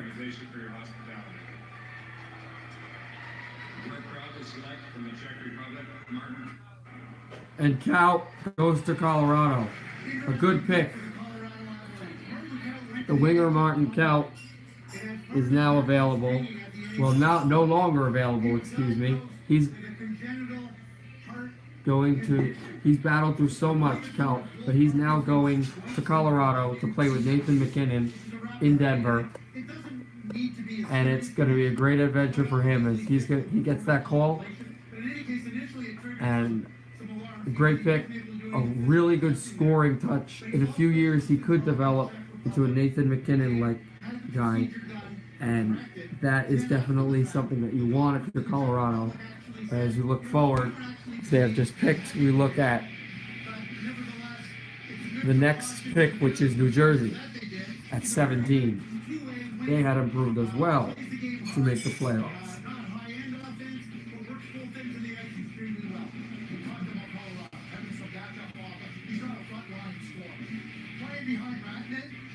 That's the spot where he can really take advantage of his skills. Add offense, play on the power play. But when you don't have to play against the opponent's best defenseman, Ratner can take over that, but it takes the pressure off of some of those top offensive players. So it's a nice addition to their forward group in Colorado. From the same Cal will definitely help. And now New Jersey goes on the clock. Columbus behind them and Philadelphia behind them at 17 in the draft. This pick is right in line with our rankings. Number 16 on our list was Martin Kaut. And if I'm New Jersey, yeah, I'm taking a guy like Ty Smith, maybe McIsaac, Bode Wild, Hanson, any defenseman. I'm taking a mobile defenseman who's going to help Votman in the backside. The New Jersey Devils have had all the offense, but the defense will also help as well. And you hear the large booing in front of the Devils, probably because of the time that they beat Stars in Stanley Cup. Now, the Devils are on the clock, looking for something as there's a 2:50 on the clock. Devils want to definitely get a guy that's going to establish some point forward and some position and presence for this defensive front. We are now about halfway. We've been halfway through the draft already now. An offensive player would be good for the Devils, but defense is right now what New Jersey should be vying for. That player would probably not make the team this year, as McLeod and other players are coming in.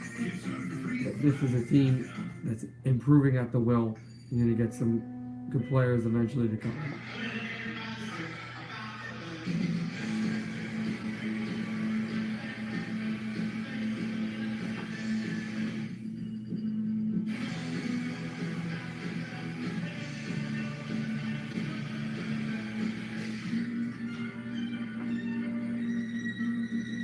So, we'll see exactly what will happen with the defense today. And with the draft for New Jersey, which is a team that had a big improvement, but they're going to now have a lot of expectations. And what do you do with those expectations? Well, we shall see when the pick comes in. With pricing tools backed by 9 years of expertise, the Kelly Blue Book Instant Cash Offer can bring things into focus. You can get an offer for your car now.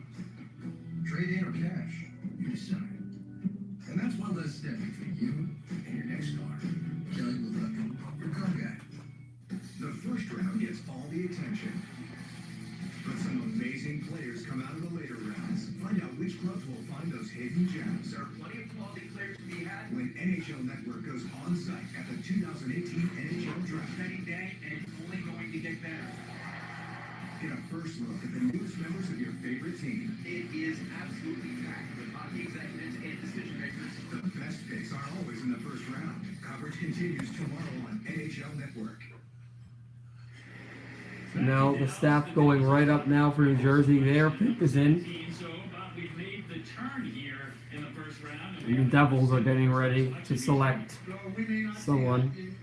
And mind you, flipping, flopping later, but I mean, the Carlson trade never materialized, probably not going to tonight. Kovalchuk didn't sign with anybody yet, so there's a lot of balls in the air, so to speak. Here are the Devils at 17. The New Jersey Devils are, I want to thank the city of Dallas, Dallas Stars ownership.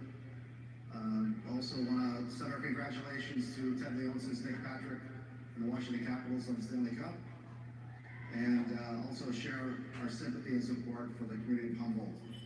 With the first selection in the 2018 entry draft, the New Jersey Devils are proud to select Ty Smith. And the Devils do select Ty Smith, a defenseman, which is a really good pick. A really good pick for New Jersey, because Ty Smith is a Spokane defenseman who is mobile, can shoot, and also does all the work he needs to do as a defensive player. Probably not at all going to make the team this year, but he's a guy that if he works on his craft, he could definitely be on a Devils team in the future. And he's a really good pick by this Devils team, which will probably be the only pick they'll have in the first round. And a smart pick and a really good one for the Devils. What?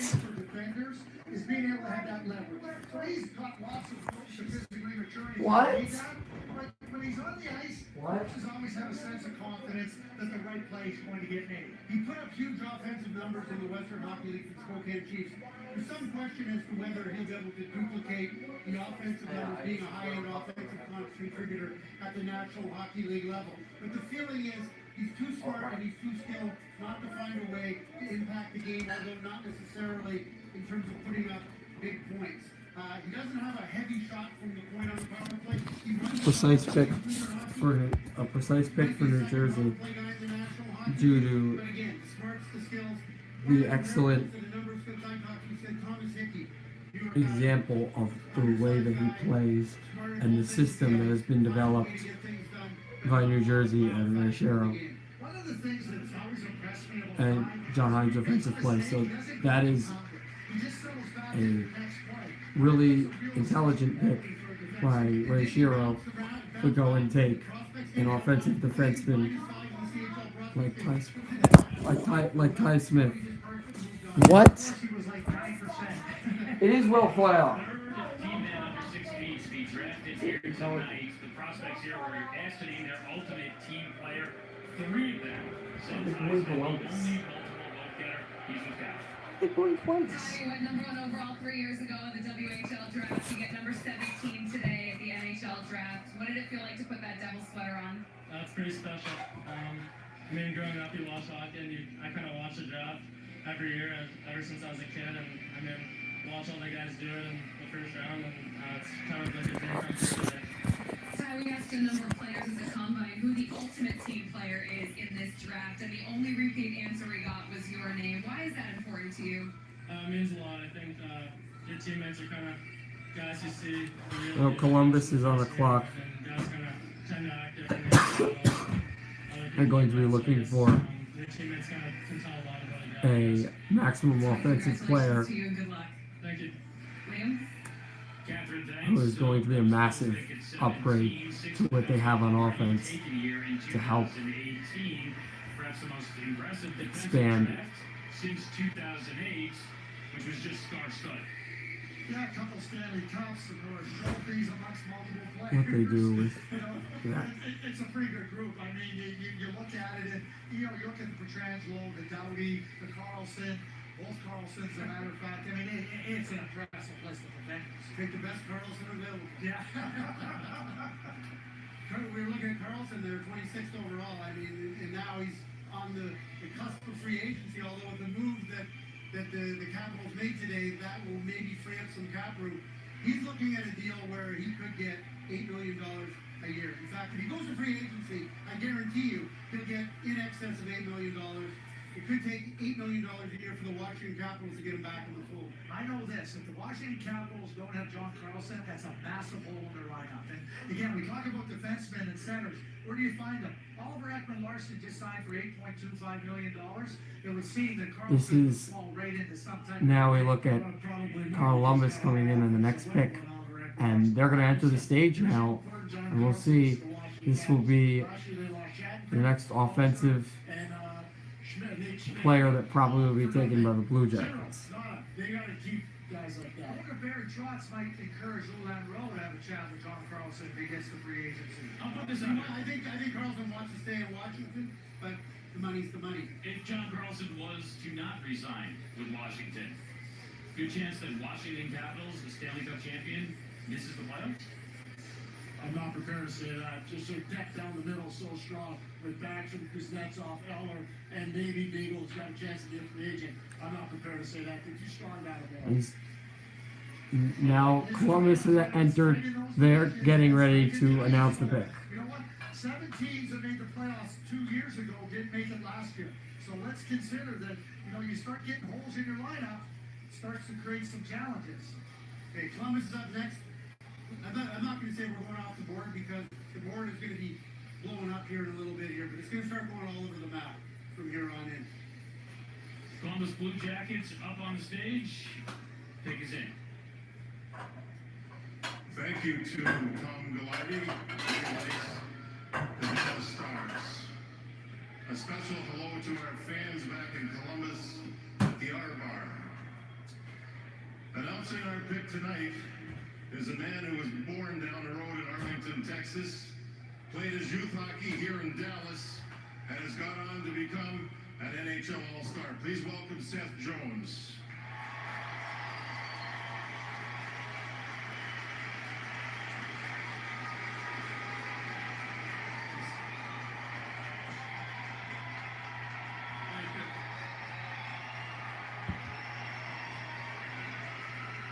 With the 18th pick, the Columbus Blue Jackets proud to select from the London Knights, Liam Foudy. Now Columbus is going to take Foudy, who is an offensive center that is a massive upgrade, and he's going to get pucks in the back of the net. His stick work is incredible, and he's a speed racer. He finds the puck, he fires it, he gets it to the back of the net, he makes teammates stronger, he makes teammates better. He's going to be a really huge upgrade for the Columbus Blue Jackets. He's going to really help them in all the ways. You have Artemi Panarin on the right side, lots of other players, Seth Jones. He's going to make them better, which is what Columbus wants. And he's got all that athleticism in him. And as we look coming up as well, on that pick, we're at 19, Philadelphia.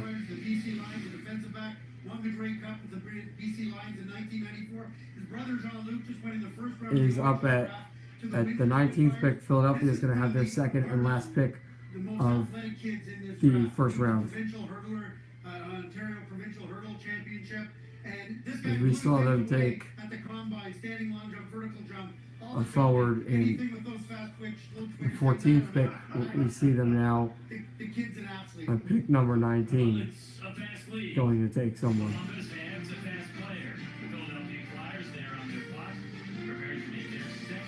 You see them taking a defenseman here. Another lousy night of sleep, but that doesn't get me out of all the stuff I gotta do today.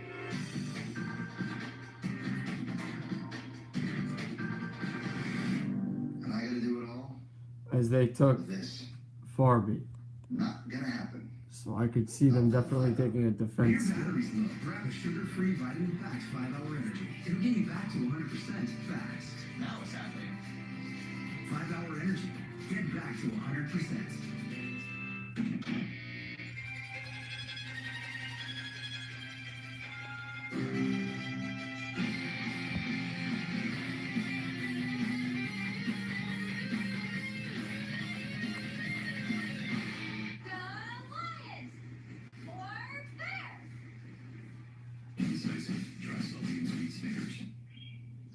Yeah, I got it. What the hell is it?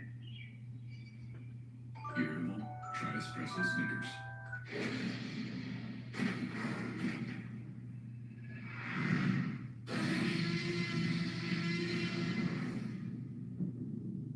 NASCAR returns with Dale Earnhardt Jr. this July on NBC. Philadelphia really looking to take that extra step forward. It's returned back to the playoffs, so you have an improving Eastern Conference. You're going to have to get the defense really to improve. I don't know exactly how they're going to address it here in the first round, but this draft is a failure for the Philadelphia Flyers if they don't make at least some decision, either a trade, a draft pick, some way to address the goaltender situation. They have to address the goaltender situation, the inconsistencies with Peter Mrazek, who was traded to them from Detroit, and from Brian Elliott, the free agency signing, who did well early in the regular season, but struggled off near the tail end and in the playoffs versus Pittsburgh. They're going to need to go and obtain a goaltender that's going to help them and improve their chances in that. 68, and they said, okay, that's good. That's what he thought he was. Listen to this, and they held the phone up and announced that the Washington Capitals had selected Keith Jones in the 7th round. My dad was sitting on the front porch, and he looked very excited, and I thought that was strange. And as I walked out of the car, he looked at me and he said, you were drafted. And I said, what, are we going to war? He said, no, to the NHL by the Washington Capitals. And that's probably the most memorable moment of my life. Are we going to war? Let's go to war with Keith Jones. That's exactly spur him on, that's it. Now, Philly's pick is in, and the Flyers are getting ready to bring their staff up there to announce their pick. And behind them, Los Angeles sits, and behind them, San Jose sits in that. And we're entering the home stretch as this is 19 and it will lead into 20 and 21. He did not fool Jack at all. Jonesy goes on to be a Flyers legend. Joel Farabee was the Flyers selection at 14. Philadelphia Here's our next Flyers pick. are proud to select from Fair Academy, Jay O'Brien. So the Flyers take Jay O'Brien, who is another offensive player, the center. They decide not to go with goaltending situations or defense. They are going to try to beef up the offense, get more center lines. They possibly will look at the goal side and the defense situations in the receding rounds. In all probability tomorrow.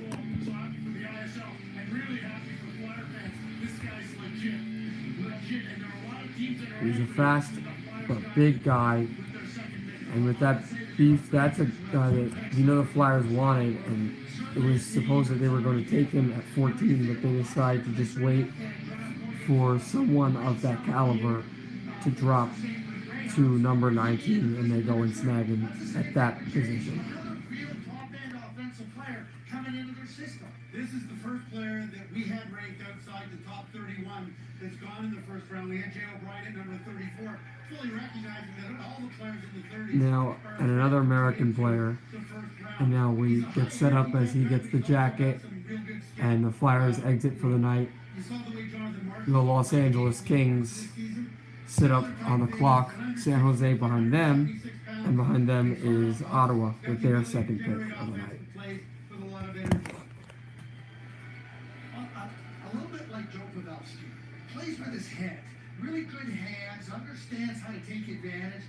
So, with some physical maturity, like Pierre said about going to Providence, that's what he needs. But when you got those hands and you got that head, you got room to really take your game to a higher level. The man you see there with the beard and the glasses, that's Chris Pryor, the director of scouting. That's a scouting thing. Those are the guys that were out there, they're laboring. A lot of people say, oh, no, second, third round pick. They're like, no. They put their butts on the line. You see these smart players like O'Brien. That is going to help Philadelphia succeed. And it's a good pick for them. That is definitely an intelligent pick that helps lead up. And if you look at the Fire Academy, where O'Brien is from, a lot of good players who came from there. Jeremy Roenick, Tony Amante, Brooks Orpik, Ryan Whitney, and the young forward Charlie Coyle. The lineage of players are going to be joining there, and the names Roenick, Amante, Coyle. You've got Brooks Orpik, and now you, a member of a National Hockey League franchise. How does this moment feel to you? It's so special. I mean, to be here with my family and my agent, my college coach Nate Lehman, it's so surreal right now. I mean, St. Cloud is my high school team, so it's so hard to put into words. It's a great stepping stone for me, and I'm gonna make the most of it. You were the USA Today High School Player of the Year this season. Casey Middlestat won those honors last year. He's playing in the NHL with the Buffalo Sabres. How quickly before you think we see your game in the National Hockey League? I don't know. It's tough to put a number on it, but I'm just gonna go to Providence and help Coach Lehman and the Friars win another national championship, and then we'll take it from there. All right, Jay, congratulations. Thank you so much. Thank you so much. Liam? Jay O'Brien, the latest American prospect to be drafted here tonight. Brady Tkachuk selected 4th by Ottawa. Quinn Hughes drafted 7th by Vancouver. So the top 2 Americans off to Canadian markets to play after that. Oliver Wahlstrom headed to play for the New York Islanders. And then Philadelphia, Joel Farabee at 14. So Philadelphia, Jay O'Brien then. The great stripe goes like this. You have to put your name on it. Does it? You want black or blue letters? With the gray stripes. All right, thanks, Black? Liam. Black, yeah. Ryan, you got pretty close picks there. You picked Joel Farabee, and you got Jay O'Brien. Now Los Angeles' pick is in, and behind them, as well as we had said, San Jose and Ottawa. two forwards just happened to fall in the, where we Los had Angeles short-sighted would goal, definitely pick good best player players. available, Obviously, but they want to continue an offensive Your trend fast and as the way they game it, they had a really much higher productive offense in the last 3 years in this year, which propelled them to the playoffs, although also propelled in an unsuccessful sweep by the hands of the Las Vegas Golden Knights. So LA will obviously try to take someone who's going to improve their team, but probably in the way of offense. And the LA Kings staff is now entering the stage for pick number 20. Committed to Providence College. So, LA Kings, their brass, walking up the steps, onto the stage, and their pick here at number 20. About to make a selection. Is there a player on the board that stands out right now? Well, Joe Valeno is number 14. He's our best available. After that, Sarah Noel, Dominic Bach, Sarah Noel, and Rasmus Kapari. We're looking at all forwards in that next group of potential guys. We'll see. Dominic Bach is a good player, a German forward who has not been picked yet. And let's listen in. Making the selection for the Los Angeles Kings will be longtime.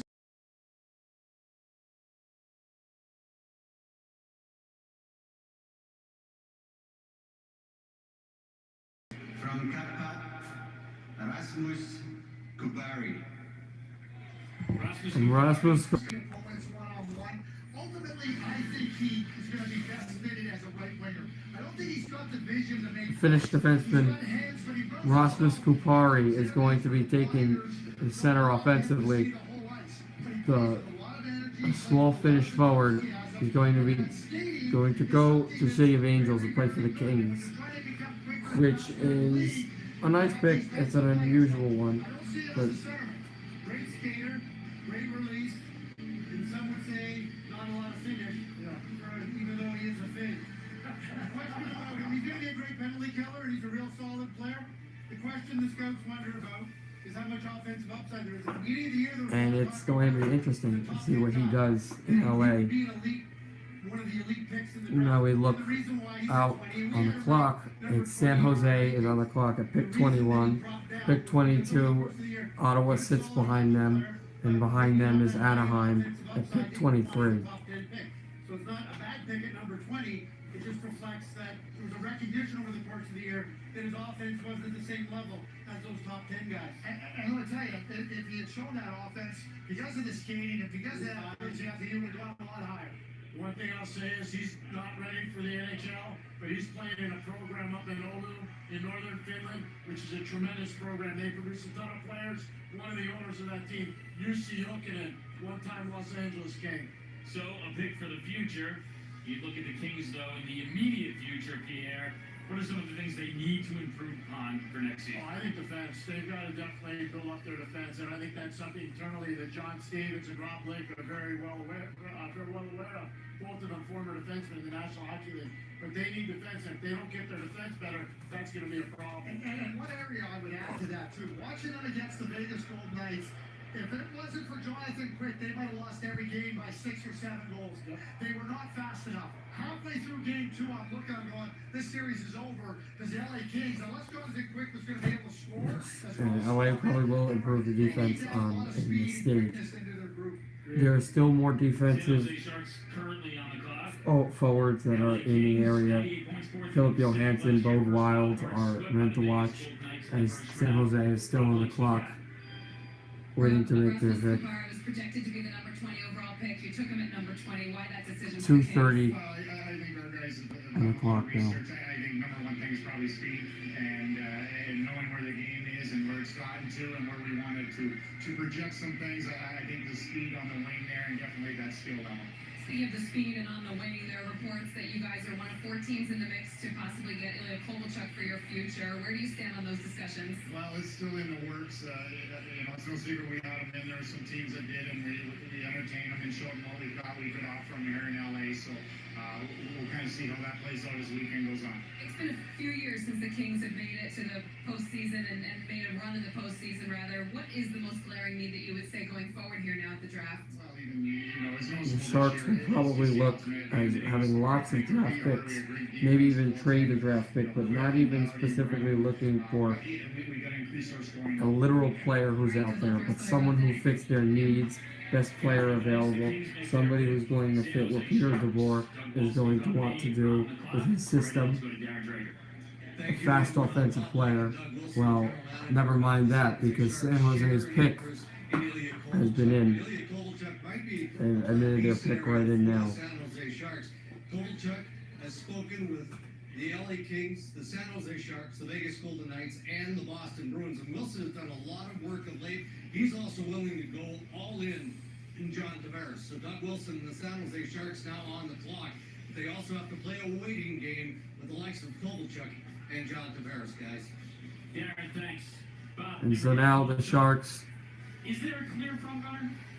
There's a lot of people think that he would like to be with Los Angeles Kings, but he obviously has not made that decision. If he wanted to be there, he'd be there. And right now he's sorting through LA, San Jose, Boston, Vegas Golden Knights. One of those four teams.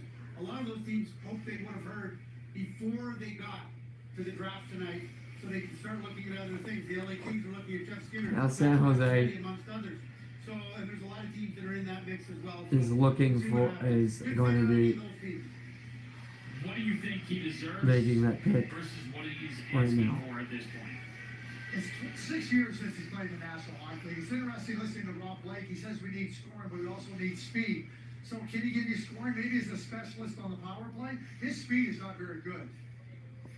All right, we'll see how the Kovalchuk situation plays out. As for now, the San Jose Sharks And now the Sharks are going to get the pick. Buckle up.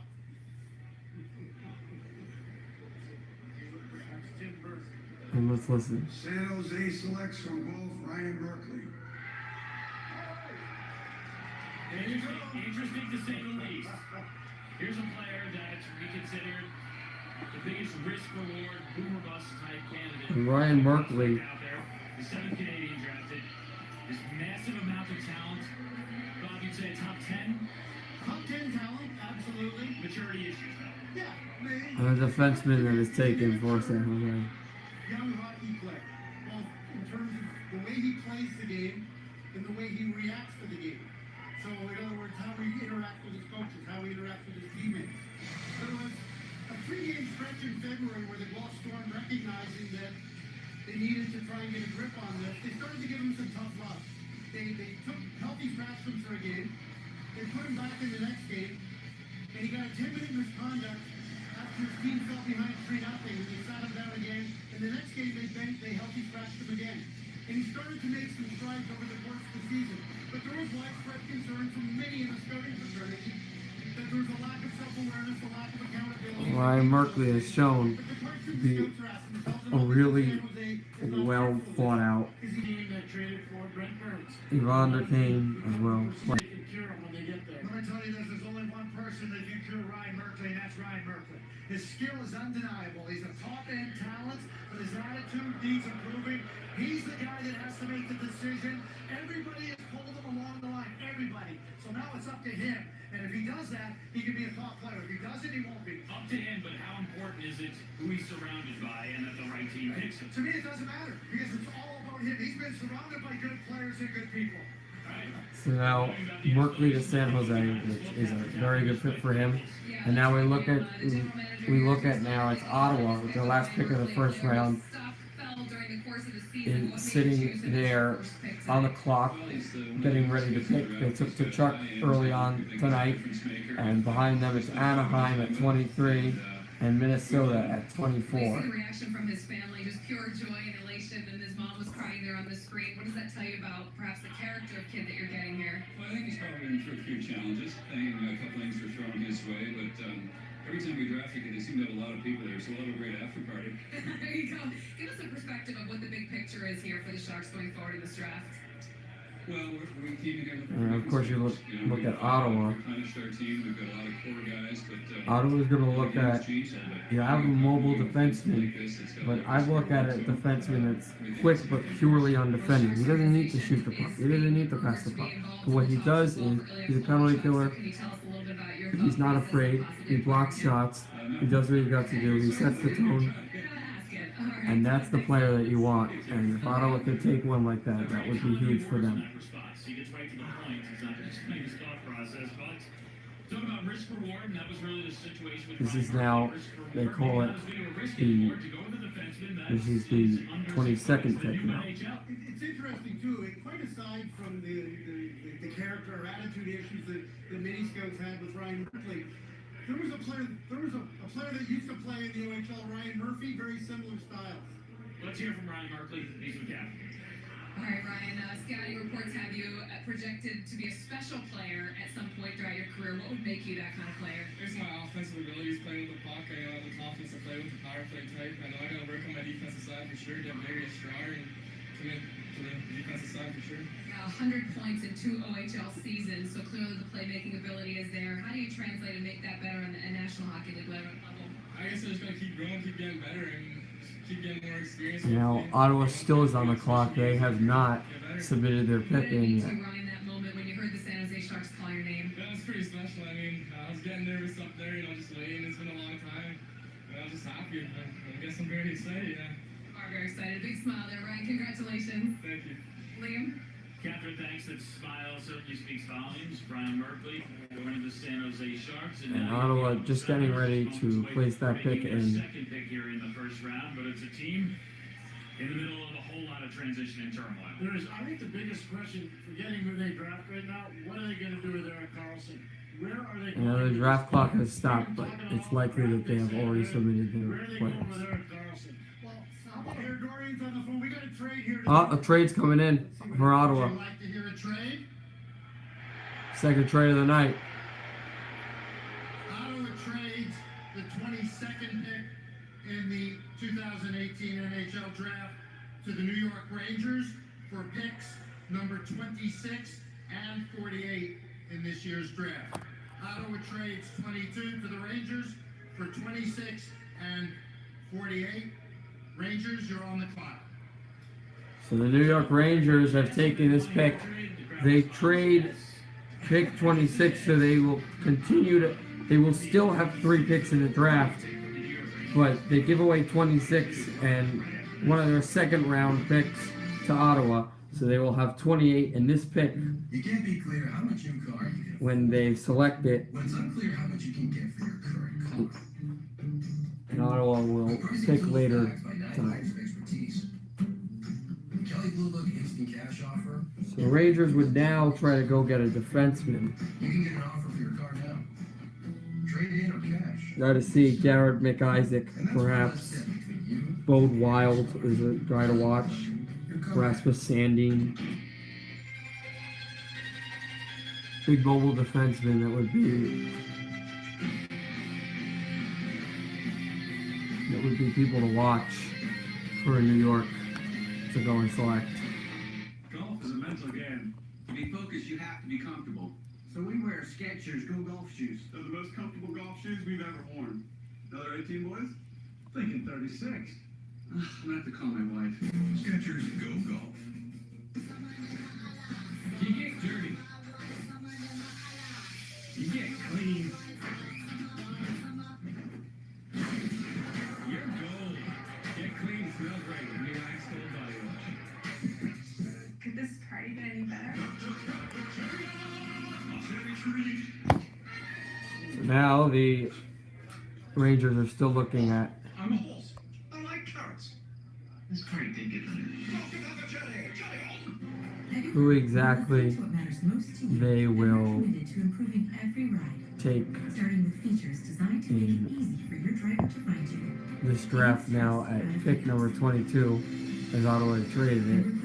Obviously the Rangers have someone in mind, specifically someone on their list. You don't know who, but someone on the list that the Rangers specifically want for their program, that they would trade another pick and one of the second rounders away. The attention.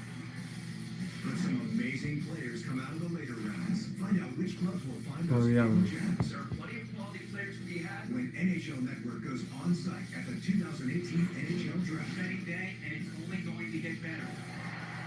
Get a first look at the newest members of your favorite team. It is absolutely packed. Hockey executives and decision makers. The best picks aren't always in the first round. Coverage continues tomorrow on NHL Network.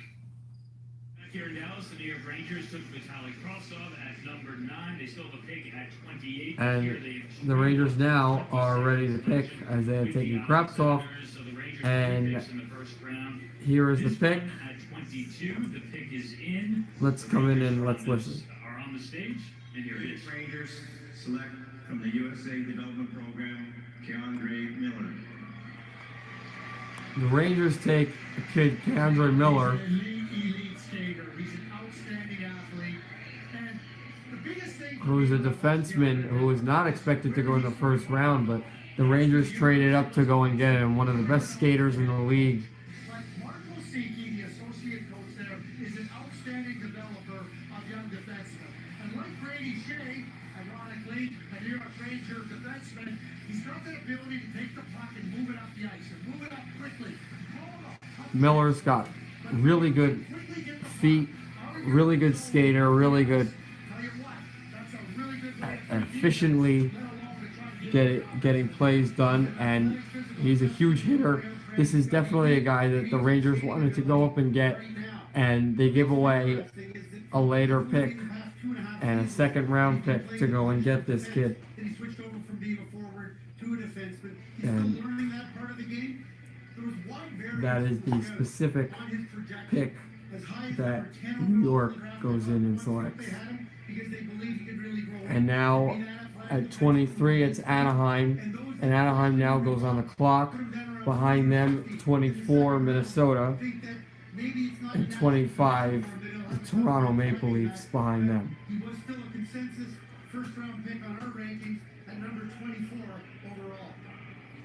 In terms of potential, huge potential, gigantic upside. Craig made a phenomenal point about going to the University of Wisconsin. I think that's a perfect place for this player in particular. But the one other thing about him, we haven't talked about, he has got live legs. This kid's unbelievably strong. Very, very, very powerful person. Live legs, strength, and a versatile athlete as well on the football field. Look right here, the speed, skill, but how about the size? Well, out there on the field, it's a lot to deal with on the ice. It's a lot to deal with on the football field. Right now, though, he's dealing with Catherine Tapp. That's right, Liam Keandre, congratulations. The New York Rangers traded up to get you at this pick. What does that tell you about how much faith this organization has in your play? To have an organization like that come to you and really want you that bad really means a lot. It shows our hard work and dedication pays off in the end. To spend this time with my family and friends really means a lot too. We all know you have a special relationship with your mom as well. What was that moment like when you heard your name called with her? Yeah, it was Now Anaheim on the clock. They would probably try and go get a mobile defenseman, but this is also our best player available. You want to do something that's going to maintain the health and the strength of Kessler and Getzlaf and Corey Perry and Henry. And the way to do that is you got to get an offensive defenseman to get them the puck. They nearly did not make the playoffs last year, and when they did, they were throttled by San Jose. So therefore, a defenseman that helps move the puck and extend the play is a must for this Anaheim team. Still on the clock at they're at about 140. They're at pick 23. And Anaheim just selected, the pick is in. We will wait for the Ducks staff to enter the stage for their first and only first round pick, unless they trade back in later today. We talk a lot about this analytically, but this is such a huge night for these players and their families. Well, you know, Commissioner Bettman at the beginning of this talked about the sacrifice that these young men make and the dreams. We talk about the Humboldt Broncos, Humboldt Strong, and the dream dreams that everybody that got on that bus, you know, they're the same as these young kids here. They aspiring to the highest levels. And the sacrifices go with it. You know, parents trying to get you to the rink, parents sacrificing financially and trying to move it forward. It is a tremendous part of that. Really special to see all these players get drafted. Really special to see all these players achieve their dreams. Not all of them will make the NHL, but you know, it's such a great experience to be drafted. Not everybody can say, like, it's a huge accomplishment to say you've been drafted. And it's great for all these players as they have been able to improve. And a good amount of them will advance to the next level. And as we look back, Anaheim is about to go onto the stage.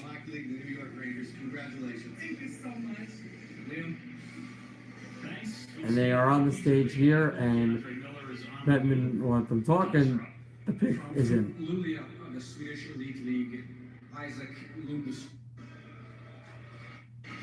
So for a moment, we can take a break from talking about Swedish defensemen, and we can talk about Swedish forward. Isaac Lundström, another Swede, a center, is taken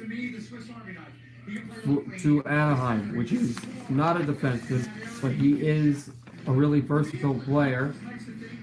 He's going to help Adam Henrique, and he's going to help Ryan Kessler on the line eventually. A really good, a really efficient player for Anaheim to go and get. I had him going 22nd in Ottawa, and not actually far off. He's going in 23rd. A really intelligent guy, big guy, good size, really nice hands. And as we look in, once he gets the jacket on and they exit, Minnesota is now going to be, Minnesota, yes, is now on the clock. Toronto behind them, and another Canadian team, Ottawa, behind them. And unless any other team with the trade with the Rangers, and unless any other team trades back in after Ottawa selects, it'll be the last Canadian team of today to draft. Set up for Minnesota to make their pick, with Toronto and Ottawa trailing. Here, pick 24.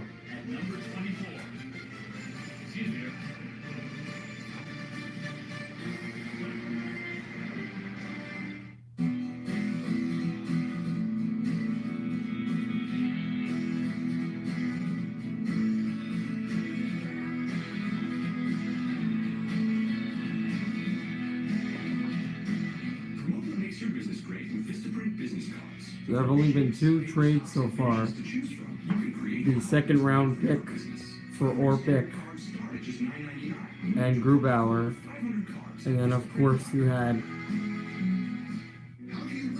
the trade of pick number 47 and pick number 26 for 22, which ended up being DeAndre Miller for New York. Not a large amount of trades at all in this first round. As you set up for Minnesota taking a player. Gold Wild is still on the board, who I have them taking, a defenseman. And you know that Minnesota, with the constant offense they have, who always seem to sputter in the playoffs, will want defense to help maintain the consistency of an offense that finds to never find a third gear in the playoffs. They may take an offensive player, a center as well, as a face-off man. That would be something that would be vital to the Minnesota franchise. We'll see what they take.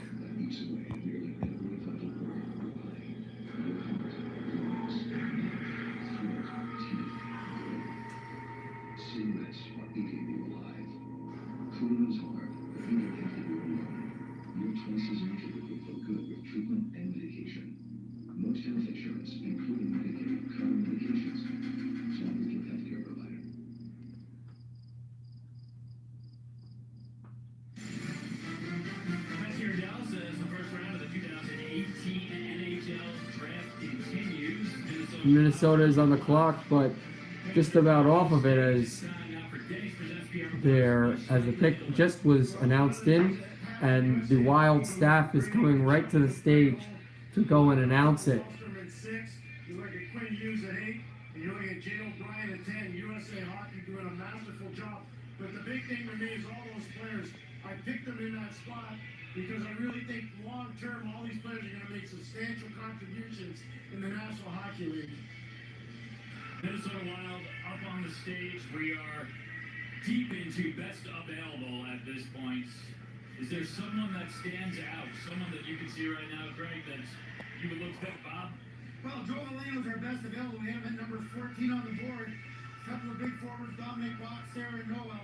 We're both 18 and 19, so there's 3 of our top. Bach is still available, as well as Molino, and also Wild. Bode Wild, the American defenseman, is also available, and Ryan McLeod. For Paul Fenton, first chance to make his first selection as GM of the Minnesota Wild. And the new general manager for Minnesota gets ready for the first draft pick. I would like to say thank you to Dallas for its hospitality. Congratulations to the Washington Capitals. Say hello to our fans back in the state of hockey, and with the selection, Brent Flair will make it. From Leksand, Sweden, Philip Johansson. And Philip Johansson, a defenseman, will be taken by the Wild. I think what you got to keep in mind And is that there's no from 20 to 50. I don't think there's anybody you can say. and pick 45. And I actually had Johansson being taken at pick 25 at Toronto, so as close as available as well. Johansson is I see him as a Justin Braun type defenseman who plays with a really intelligent penalty kill offensive guy that's going to do the little things. He's not going to be memorable, but he's going to do the things that's going to help a team win. And that is definitely a really good pick. Johansson from Minnesota. From Minnesota. I mean, in Milano's case, Oh, what? After that, I can tell you this. Philip Johansson, I'm just looking at the 10 scouts that we surveyed, and not one of those 10 scouts had him as a first-round pick in this draft. That's not to say it's a bad pick, because there is such a wide discrepancy, especially on those second-rounders like Philip Johansson. But we did say our top 60, anybody in our top 60 had a shot to sneak into the first round, but that's an off-the-board pick. The one that I'm surprised they didn't take Bodie Wild. And I'm looking at the screen, and there's Bob McKenzie as Bodie Wild, one of those guys. Bodie Wild's a player that's got tremendous upside. Originally committed to Harvard, decommitted, then committed to Michigan, has decommitted there. So maybe that's part of it, but I was surprised that Paul Fenton didn't take Bodie Wild.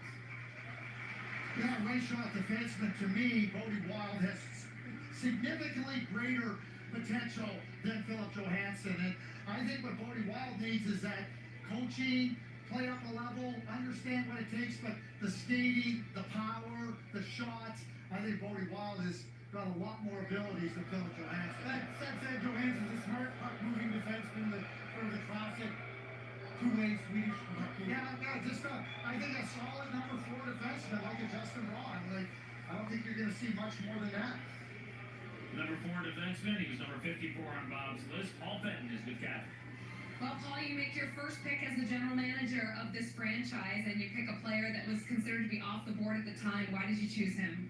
Well, I've always liked smart players, and talking to our staff here this year, they think that it's the right type of player that'll be a great player for Minnesota. And I think the first draft I ran, I took a guy named Ryan Suter, who's also there, and he might have a lefty and righty someday that are playing together, and he's just off the charts with his smarts. Well, the Wild have for 3 straight seasons now made it only into the first round of the Stanley Cup playoffs. You've been enlisted as trying to reverse the fortune. So what is your next decision here at this draft to try and do that?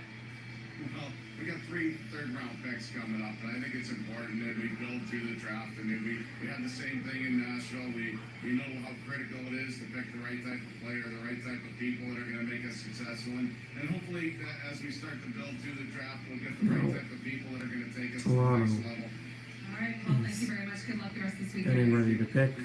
Liam? They're on the clock.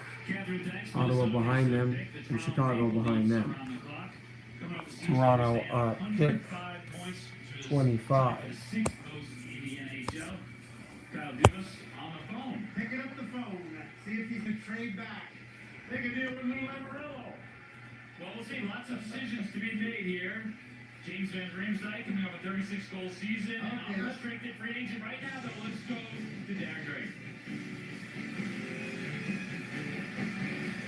Well, I can tell you guys, Kyle Dubas appears to be heading to the Central Registry, and obviously he's got some pretty big skates to fill, and the loss of the offense of James Van Riemsdyk is expected clearly to go into unrestricted free agency, perhaps losing Tyler Bozak as well and Leo Komarov.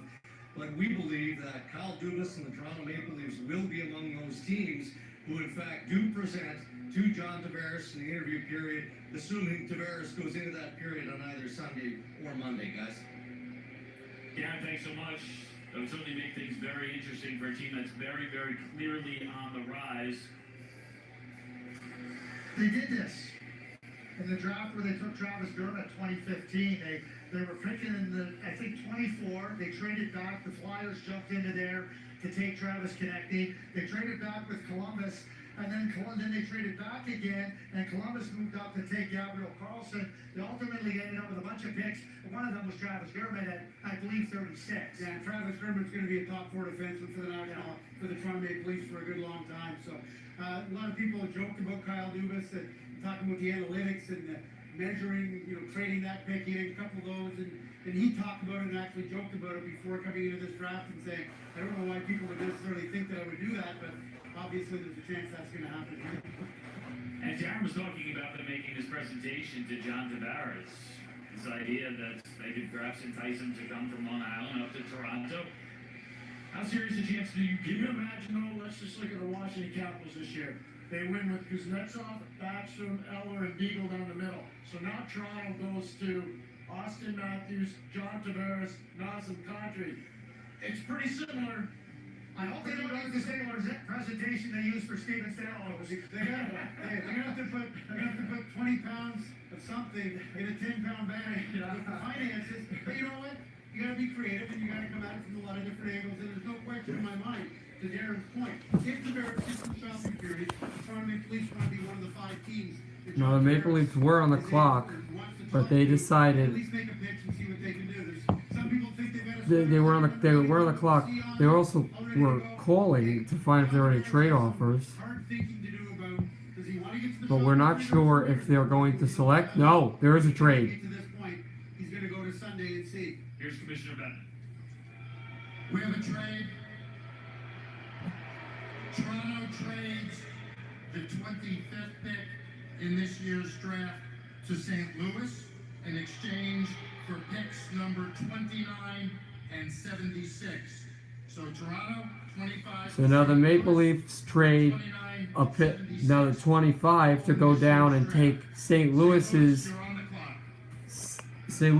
pick at 29, and they'll take a third rounder. And St. Louis is now going to pick at 25. Suddenly there have been a flurry of trades.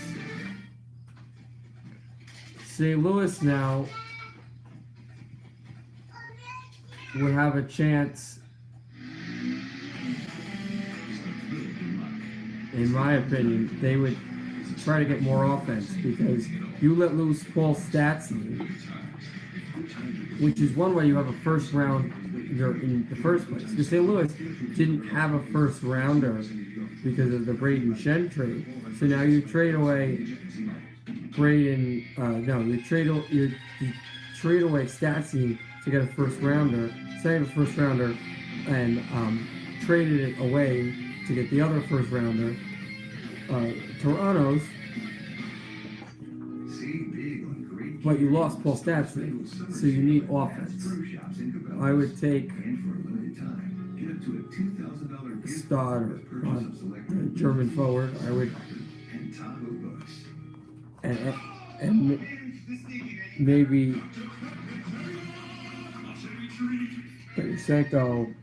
We could take Ackle Thomas, a lot of other forwards and centers that would be offensive and also get the puck to the net and help a St. Louis offense, which was incredibly vital and incredibly explosive in the beginning of the year, to excel later, which it did not. It fell off.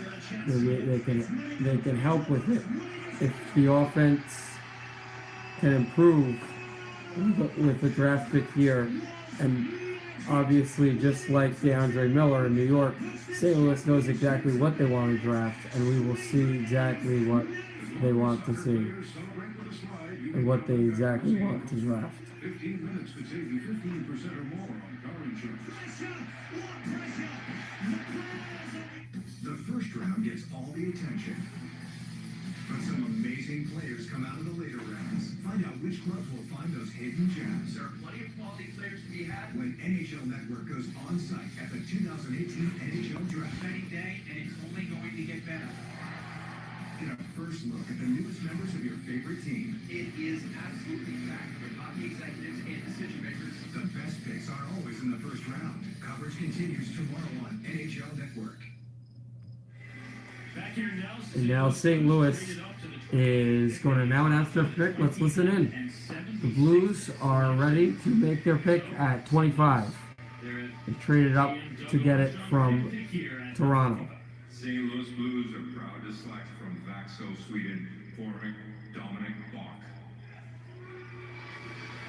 So Dominic Bach, winger from Germany. And the German winger Bach does go to St. Louis, who plays in Sweden.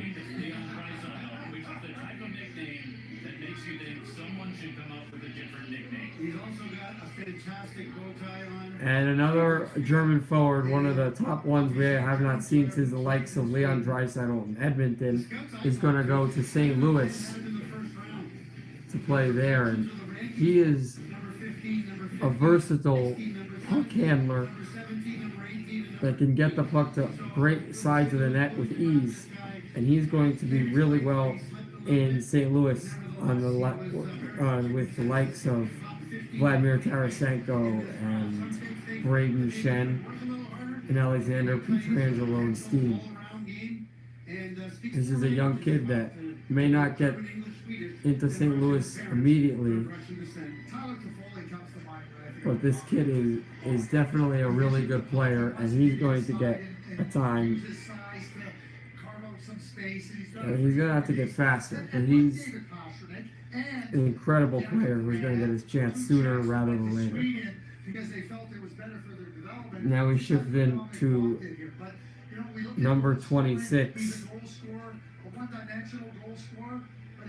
who is owned by Ottawa with the New York Rangers trade. So the first German selected here in the first round.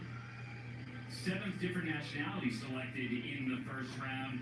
So a big night for Dominic Bach as he goes to the St. Louis And for Ottawa to now take another player who will join Tkachuk with the Senators in pick number 26.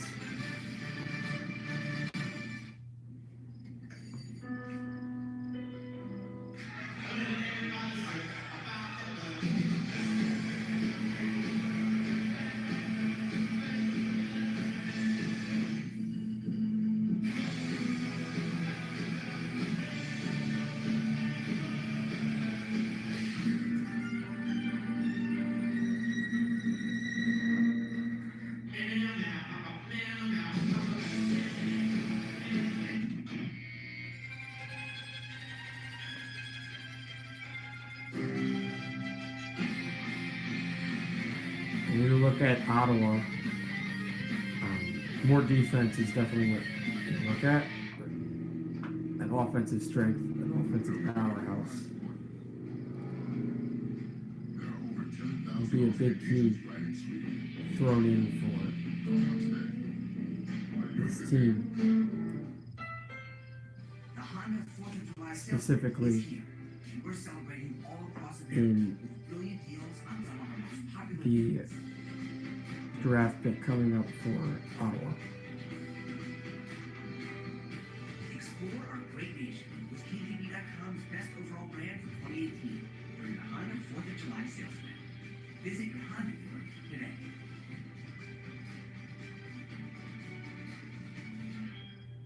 Is it for sale?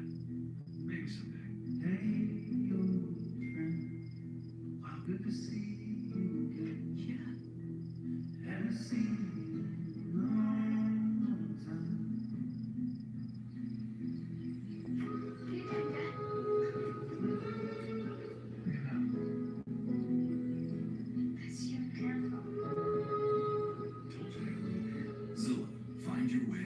Toronto, as we had seen, had traded down, but St. Louis with the Bach pick is done for the night unless they trade up, which they won't do. So Toronto is up at 29. Are you ready to tee off with me in Northern Ireland? Golf Now's Tee It Up with Rory Sweepstakes presented by TaylorMade. Play 3 unforgettable rounds. Including one with me. And on 26 right now, Ottawa is picking. They're probably selected right now. And behind them is Chicago and then the Rangers. Took his brother Matthew Tkachuk, so Brady Tkachuk now with the Ottawa Senators, and the Sens picking here at 26 on the And the pick is in, and they are just about ready to head to the stage, which is what they do. The Senators getting ready for their last pick of the night at 26. Stage here in Dallas as we continue our coverage of the first round. Player at this point that stands out, we've talked about spells, there's been some off-the-board picks already. We saw number 54 selected. Valeno is a guy to look at. Sondine and McLeod, definitely McLeod.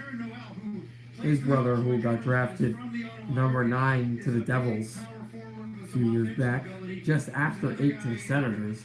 So it would be highly ironic if the Senators go out and pick his brother here at 26. Our best player available in our view. So Bob gives you his best available. The Senators are up on the stage. Of course, Bode Wild, is, a defenseman, is also still available. So let's listen in. We would like to wish the Washington Capitals congratulations on winning their first Stanley Cup. Les sénateurs d'Ottawa sont très fiers de choisir. The Ottawa Senators are pleased to select from the Alberta Junior League Golden Coach, Jacob Bernard Docker. Jacob Bernard Docker listed at number 46. And another defenseman. Second consecutive year that a player, defenseman from the Alberta Junior Hockey League is drafted in the first round after Cale McCarr. And an Alberta kid who was kind of seen as a reach is now going to be taken at 26 to the Ottawa Senators. And now a speedy player that is not going to go to Ottawa immediately. He's going to play at North Dakota. But he's a player that really understands the skills, stick work, speed, smarts, everything.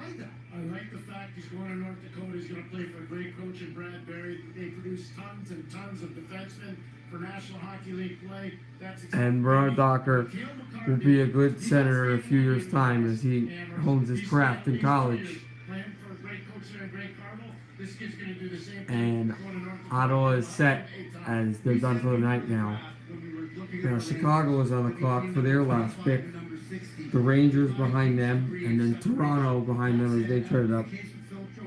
And we are just around the tail end of this draft, right at the end side. As a top 31 pick. Now, as you point out, though, multiple other guys amongst that group of 10 had him between 32 and 40, and therefore we had him as a consensus pick in the 40s. So Jacob Bernard Docker joins the Ottawa Senators. Ottawa took Brady Tkachuk. We will join Tkachuk there, and Chicago now on the clock. Still looking to see who they're going to take. And now here at number 26, Ottawa drafts Jacob Bernard Docker. Next up on the clock, the Chicago Blackhawks. Chicago, who had taken 30 years ago, that Jeremy Roenick was the 8th selection. A defenseman will probably now take an offensive player. We looked there, 170 pounds. We were talking to him in the press conference yesterday, asked him, how much do you weigh, Jeremy? And he's very slight. He says, I'm 175 pounds. I remember going to my interview with the Chicago Blackhawks to draft, and my agent said to me, don't you dare step on the scale. And when they asked me to step on the scale, I said no. They said, why? I said, I've never seen the scale score a goal. That's pretty classic JR, and it's a pretty good line. You ever run into a situation like that? You have a prospect in, you'd like to know something about him. It's personal, physical, and he's just not forthcoming at all. Well, back then, the players had lots of tricks to add a little bit. So Chicago has about 2:35 on the clock. They're going to wait their time, see if there's any deal. There seems to be lots of deals near the end of the draft. See if there's anything they can receive. If not, they'll go and take the player that they want here at pick number 27. Academy before he went to Boston College for 2 or 3 days. Then he went to Gatineau, the All Olympic.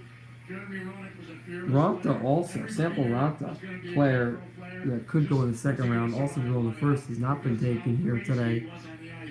See what Chicago ends up doing here. 106 foot, oh boy, you can't do that. And oh, you're not heavy. Like everybody put a lot of stock in the weight. If you watch Jeremy Roenick play, he was lights out good. I remember his first game in Hall. I was there, and it was like, wow. And it wasn't just the skill, because we knew he had that. He had a fierceness about him that carried him right through his NHL career. The ample personality that you deal with on a consistent basis, he had a thing too. You know what's amazing? Watching Tony Amonte and Jeremy Roenick play on the same line in prep school. Think about that. It's amazing. They shredded people. Nadal went 1, Linden went 2. Okay? Curtis Decision went 3. And then you start to go through it. And now Chicago has selected. Their pick is in. So Jeremy Roenick went 8th overall in '88. That was 30 years ago. Earlier tonight, the Chicago Blackhawks did the 8th overall selection, and they used it on Adam Boquist. And we talk about comparisons and guys who are fearless. Here's a guy who's certainly not afraid of a comparison, Greg, because Erik Karlsson comes to mind. It sure does. And, I mean, just when you watch him visually, you see it in him. The way he carries himself on the ice, even the way he carries himself when he's not playing, it's like Erik Karlsson. And, you know, if they can get a player anywhere near Erik Karlsson, I mean... There's Chicago. What? One of the interesting things about Boquist is he actually suffers from dyslexia, which is not a Just huge cargo deal, pants? although in terms of some of the teachers, Yeah. teams are dealing with obviously words, letters, numbers, that then requires a little different effort and sometimes Yes. a little different explanation. Don't forget your deodorant. Oh, I'm wearing that tomorrow? Nice, nice. Their pick is in here He now. had a shirt that said ballsy. Nice. But I thought, yeah, you know what that means. Well, no, it's no, it's not a double connotation. It's a cuatro cinco contente. Entente. There's like 5 different meanings. Maybe like a Forever 21 men. Yeah. Sure? Let's listen to Chicago. They make their pick now.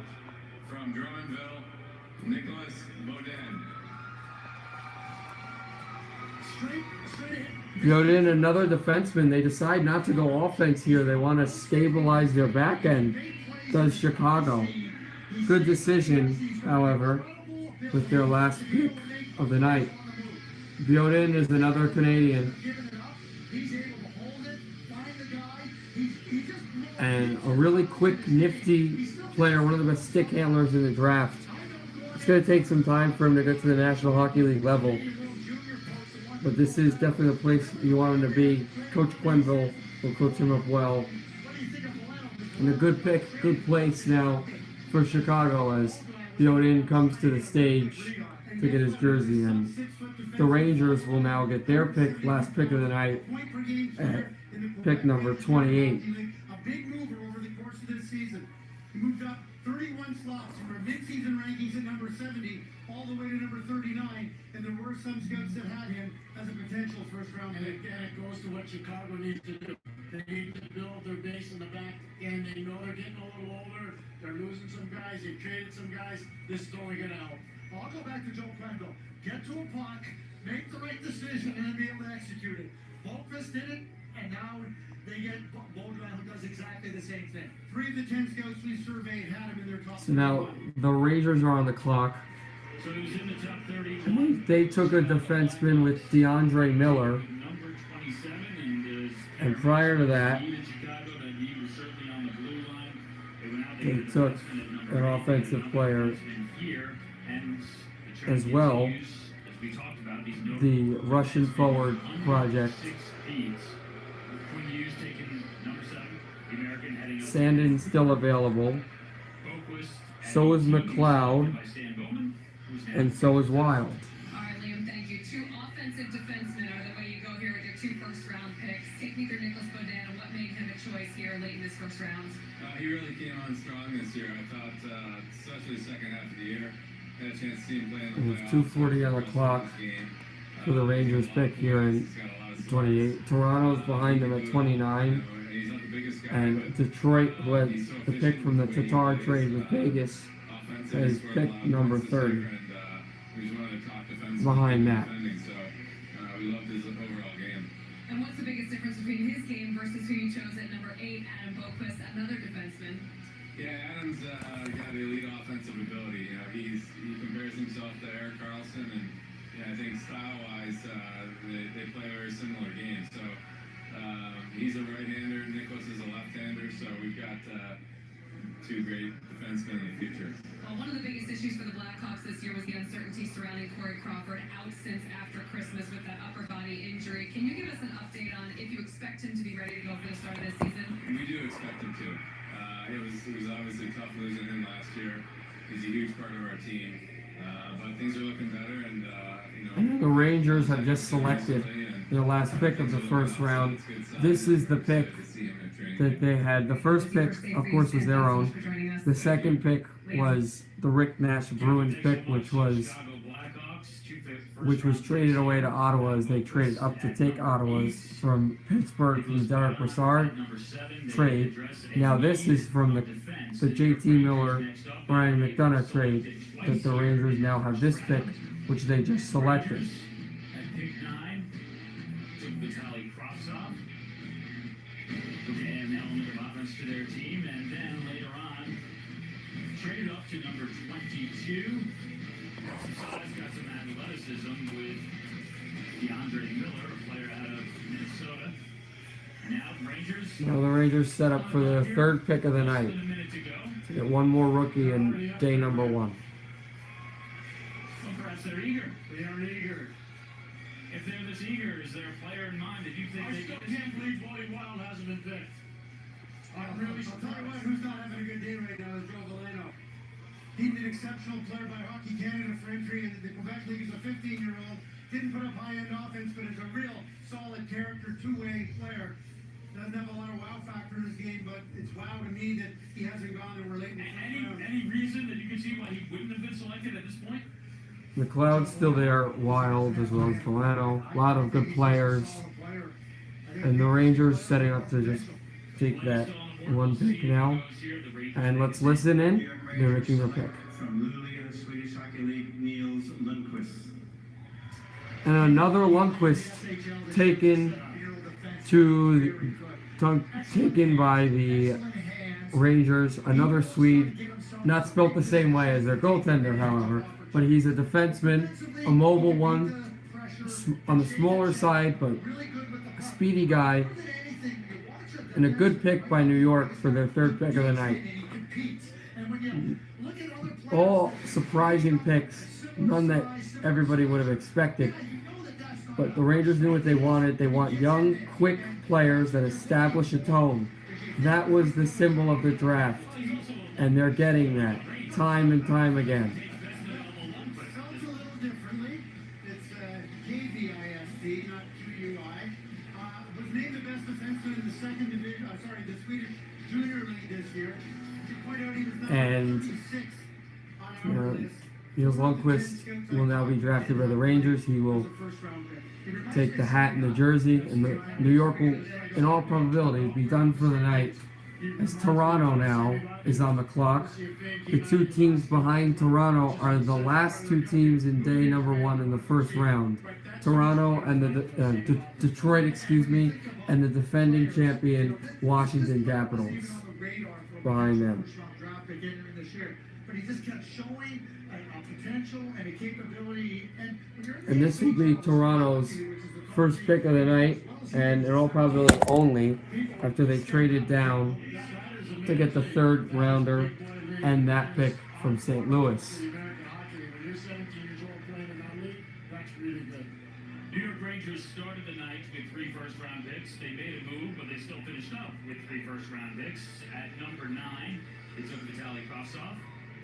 Then came back at 22 and took Keandre Miller. And here, it's Lundqvist drafted at number 28. So the Rangers and a bit of youth here, and they select the 4th Swedish defenseman here in the first round. Right now, it's going to Catherine Tappan, who's with Jeff Gordon.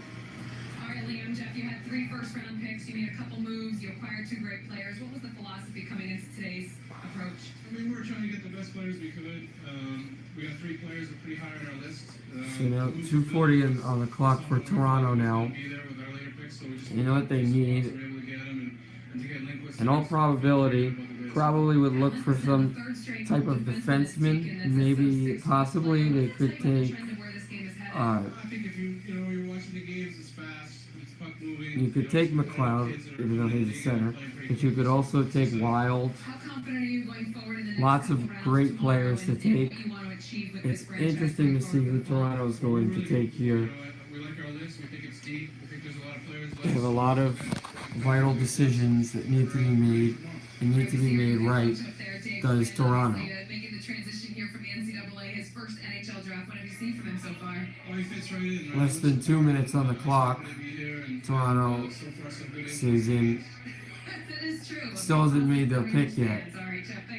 They're also looking for deals to try to trade. Thanks to the New York Rangers, as Captain mentioned, a new head coach, 3 new players, and now the Toronto Maple Leafs. Sitting in the box still waiting, and now looks like they've made their pick. They have.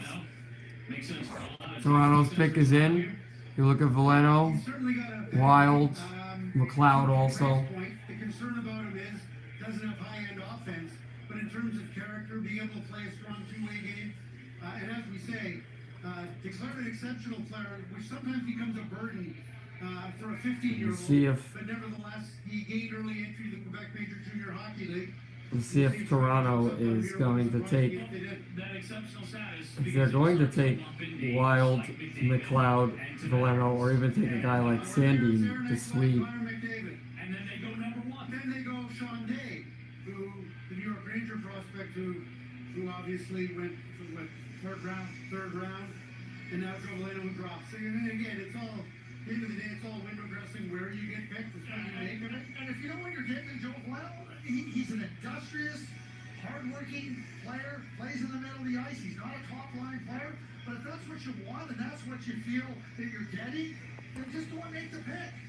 If you think you're getting a high-end player, I don't think that's what he is. I see him as a depth player in the National Hockey League, 3rd, 4th line type player. Is he a player you take with this selection? Well, again, this is maybe they see him in a different vein. But that's where I see him. I see Lars Eller. Yeah, so he's a 3rd line center. That's what he is. 3rd line center? Yeah. Those guys are important. We talk about that down the middle all the time. Yeah. He was the next man up during their run to the Stanley Cup. We'll see the next man up is here for Toronto. So Toronto make the pick. Let's listen in. Would like to thank Jim Nell and the Dallas Stars for their hospitality throughout the week. With the 29th selection in the 2018 NHL entry draft, the Toronto Maple Leafs are proud to select from the Sault Ste. Marie Greyhounds, Rasmus Sandin. So it's Sandin, the Swede, another Swedish defenseman, is headed to Toronto. And the former general manager of the Sault Greyhounds, Kyle Dubas, and the Sault Ste. Marie native, Kyle Dubas. To play down in Toronto with Nylander and Matthews and Bozak and Marner. So that's a good place for him to go.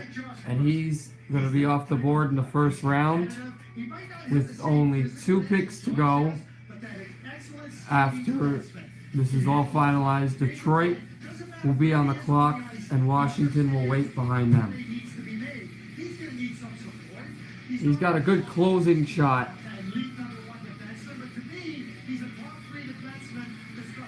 As a defenseman, he has a really nice shot, and it can go high, it can go low.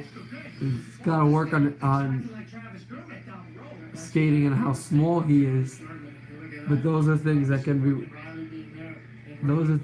be worked pretty easily with the good coach that they have there in Toronto.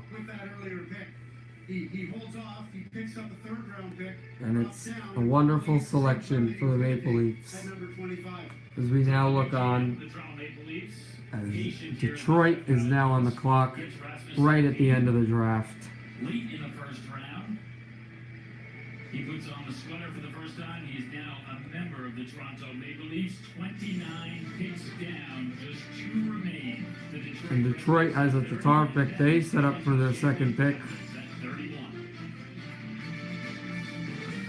They ended up taking Zadina, 6th.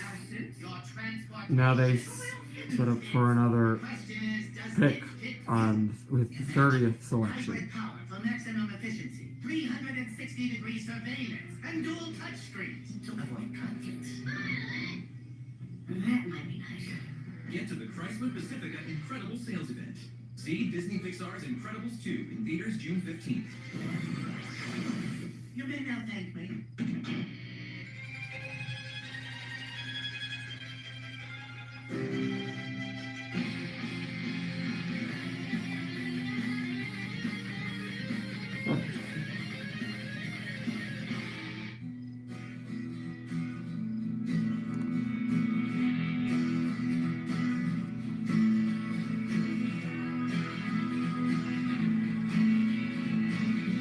Now, Detroit may trade this pick, trade out. I can see them doing that. But also, they took a real offensive player. I say you take an offensive player, but you utilize it. In fact, you could take a McLeod or Balloon or any of these players that would help the program progress as offensively, but they do the little things. You don't need a top-line scorer right now. You're working on creating the franchise to be deeper and stronger throughout years and years, but you don't need to try to go for a home run pick that may hit or miss. Go for a guy that's not going to be a superstar, but he's going to be more consistent. That's what I do if I'm Detroit. They will see. We'll go on the Red Wings when they go and make their selection. Find out which clubs will find those hidden gems. There are plenty of quality players to be had when NHL Network goes on site at the 2018 NHL Draft. Exciting day, and it's only going to get better. Get a first look at the newest members of your favorite team. It is absolutely packed with hockey executives and decision makers. The best picks are always in the first round. Coverage continues tomorrow on NHL Network. All right. Back here in Dallas. So now Detroit have just selected. They're about to go right in and right to the stage and make their selection. A player who many thought could go as high as 30, and a player who essentially warned teams not to pass on him because he would then proceed to fill their net with puck. And a player whose motto is look good, feel good, play good. He looks good in a Red Wings jersey, and now with the second to last pick in the first round, we will find out who else looks good in a Red Wings jersey. They need defense. I would think Veleno here would be a fantastic pick for the Detroit Red Wings. He would fill in wonderfully with Zadina and probably not play immediately, but he'd be your guy, your third, fourth liner at help. Picks coming in, let's listen. Strong commitment there from McKenzie. We'll see who Detroit at this takes. point in the draft, I mean, we've seen a lot of guys ranked in our second round that are in the first round already. All right, take this in. Detroit Red Wings are proud to select from Drummondville, Joel Veleno. And Veleno does go to Detroit. As I had said, It is the perfect place for him to go. It fits well with what the Detroit Red Wings want to do, with what he wants to do. He can go third line, fourth line. He can fit well there. You don't need to get a star player. I'm telling you right now, the first round, Detroit has done a fantastic job. They got two incredible players that are going to work on in their own way. Valeno's going to chip in and do the dirty work.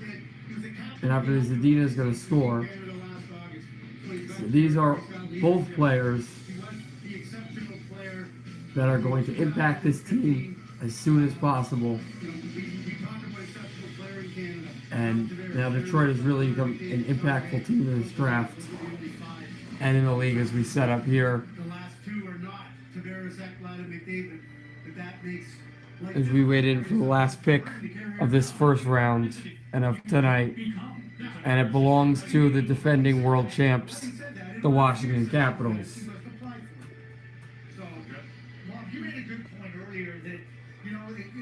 We'll see who they take. I could see them taking McLeod or maybe even Wild. But if you don't take, I would over-accentuate to take Wild. But if you do not take Wild, I would go in for maybe a goaltender to learn behind Holtby. You've just traded Grubauer to Colorado. So you go and take a goalie with the last pick in the first round so you can learn behind Holtby. But we'll definitely see what happens with Washington coming up as they're on the clock as we speak.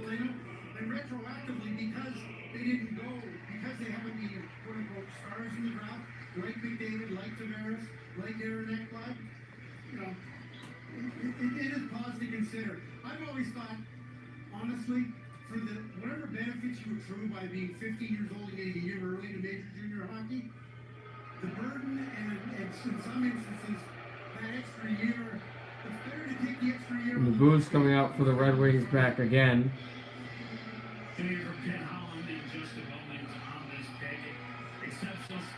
Exceptional status at 15, and here with pick 30 in the draft, Joe Valeno goes to Detroit. Catherine is with Ken Hall. All right, Liam, thank you very much. You had 2 first-round picks. Washington still on the clock now. The clock starts with 2:50 on their time here in the first round for Washington to either take a pick or trade out of the first round. A guy that can score. You always need scoring, and then obviously with Joe Valeno, got great speed. Got into the league early, so we're excited to get him. So great draft for us so far in the first round. We're happy with two high skill forwards. And in the second and third round, you've got 5 more picks coming your way. So what are you concentrating on? Well, we want to get some D at some point in time. We just thought we couldn't pass these forwards up. So obviously, a couple pick today, and then tomorrow we're back on the board. So we're getting excited. All right, busy weekend for you, Ken. Thanks so much for joining us. Thank you. Liam? Catherine, thanks so much. So the Red Wings first round picks. Philip Zadina at number 6, and then Joe Valeno, a player who Washington looking for something maybe either a goaltender or, as I said, but I would say probably at this point,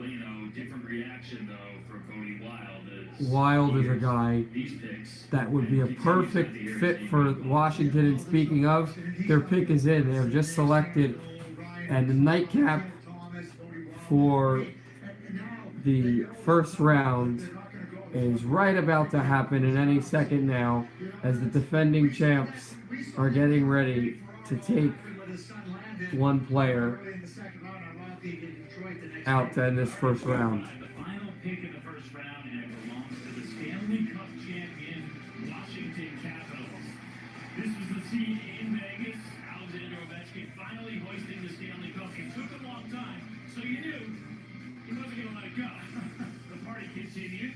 A quick sip, a nap, and then right back to the party. Jimmy Fallon's a keg stand. That's one way of doing it. That's the Ovechkin way of doing it. At the Nationals game. And when you're Alexander Ovechkin, if your first attempt at the pitch doesn't go your way, you just say, I want one more, and they give it to you. Go for a swing, why not? The Brave Capitals had one of the most incredible years by any team. And now they are ready Capitals picking with a final selection to, here in the first round. to go and take Cody Wild still on the board. We'll see if a he'll team, go here. a player. The last You look, decision you see Wild is still there. Washington outside of Wild. Anyone else come to mind right now? A few other forwards and possibly some top goaltenders that are out there as well. But you're probably looking at a defenseman. You know, you start to look down there. And they're right about to make their pick. Let's listen in. Very proud to select from the Red Deer Rebels of the Western Hockey, Alexander Alexiev. Mention defenseman. And a Western defenseman got so, you know. And the Caps take another Russian. They take Alexander Alexiev, a Russian forward, a Russian defenseman. And that'll be the end of the first round. Wild will have to wait until day 2, and the Capitals and other teams will have to wait for goaltenders for next round. Got a good snapshot, but he's got a lot of stuff to work on. He'll definitely have some years. We'll have to work on lots of things. Very Lars Ellerish, but he will learn. He will get better. And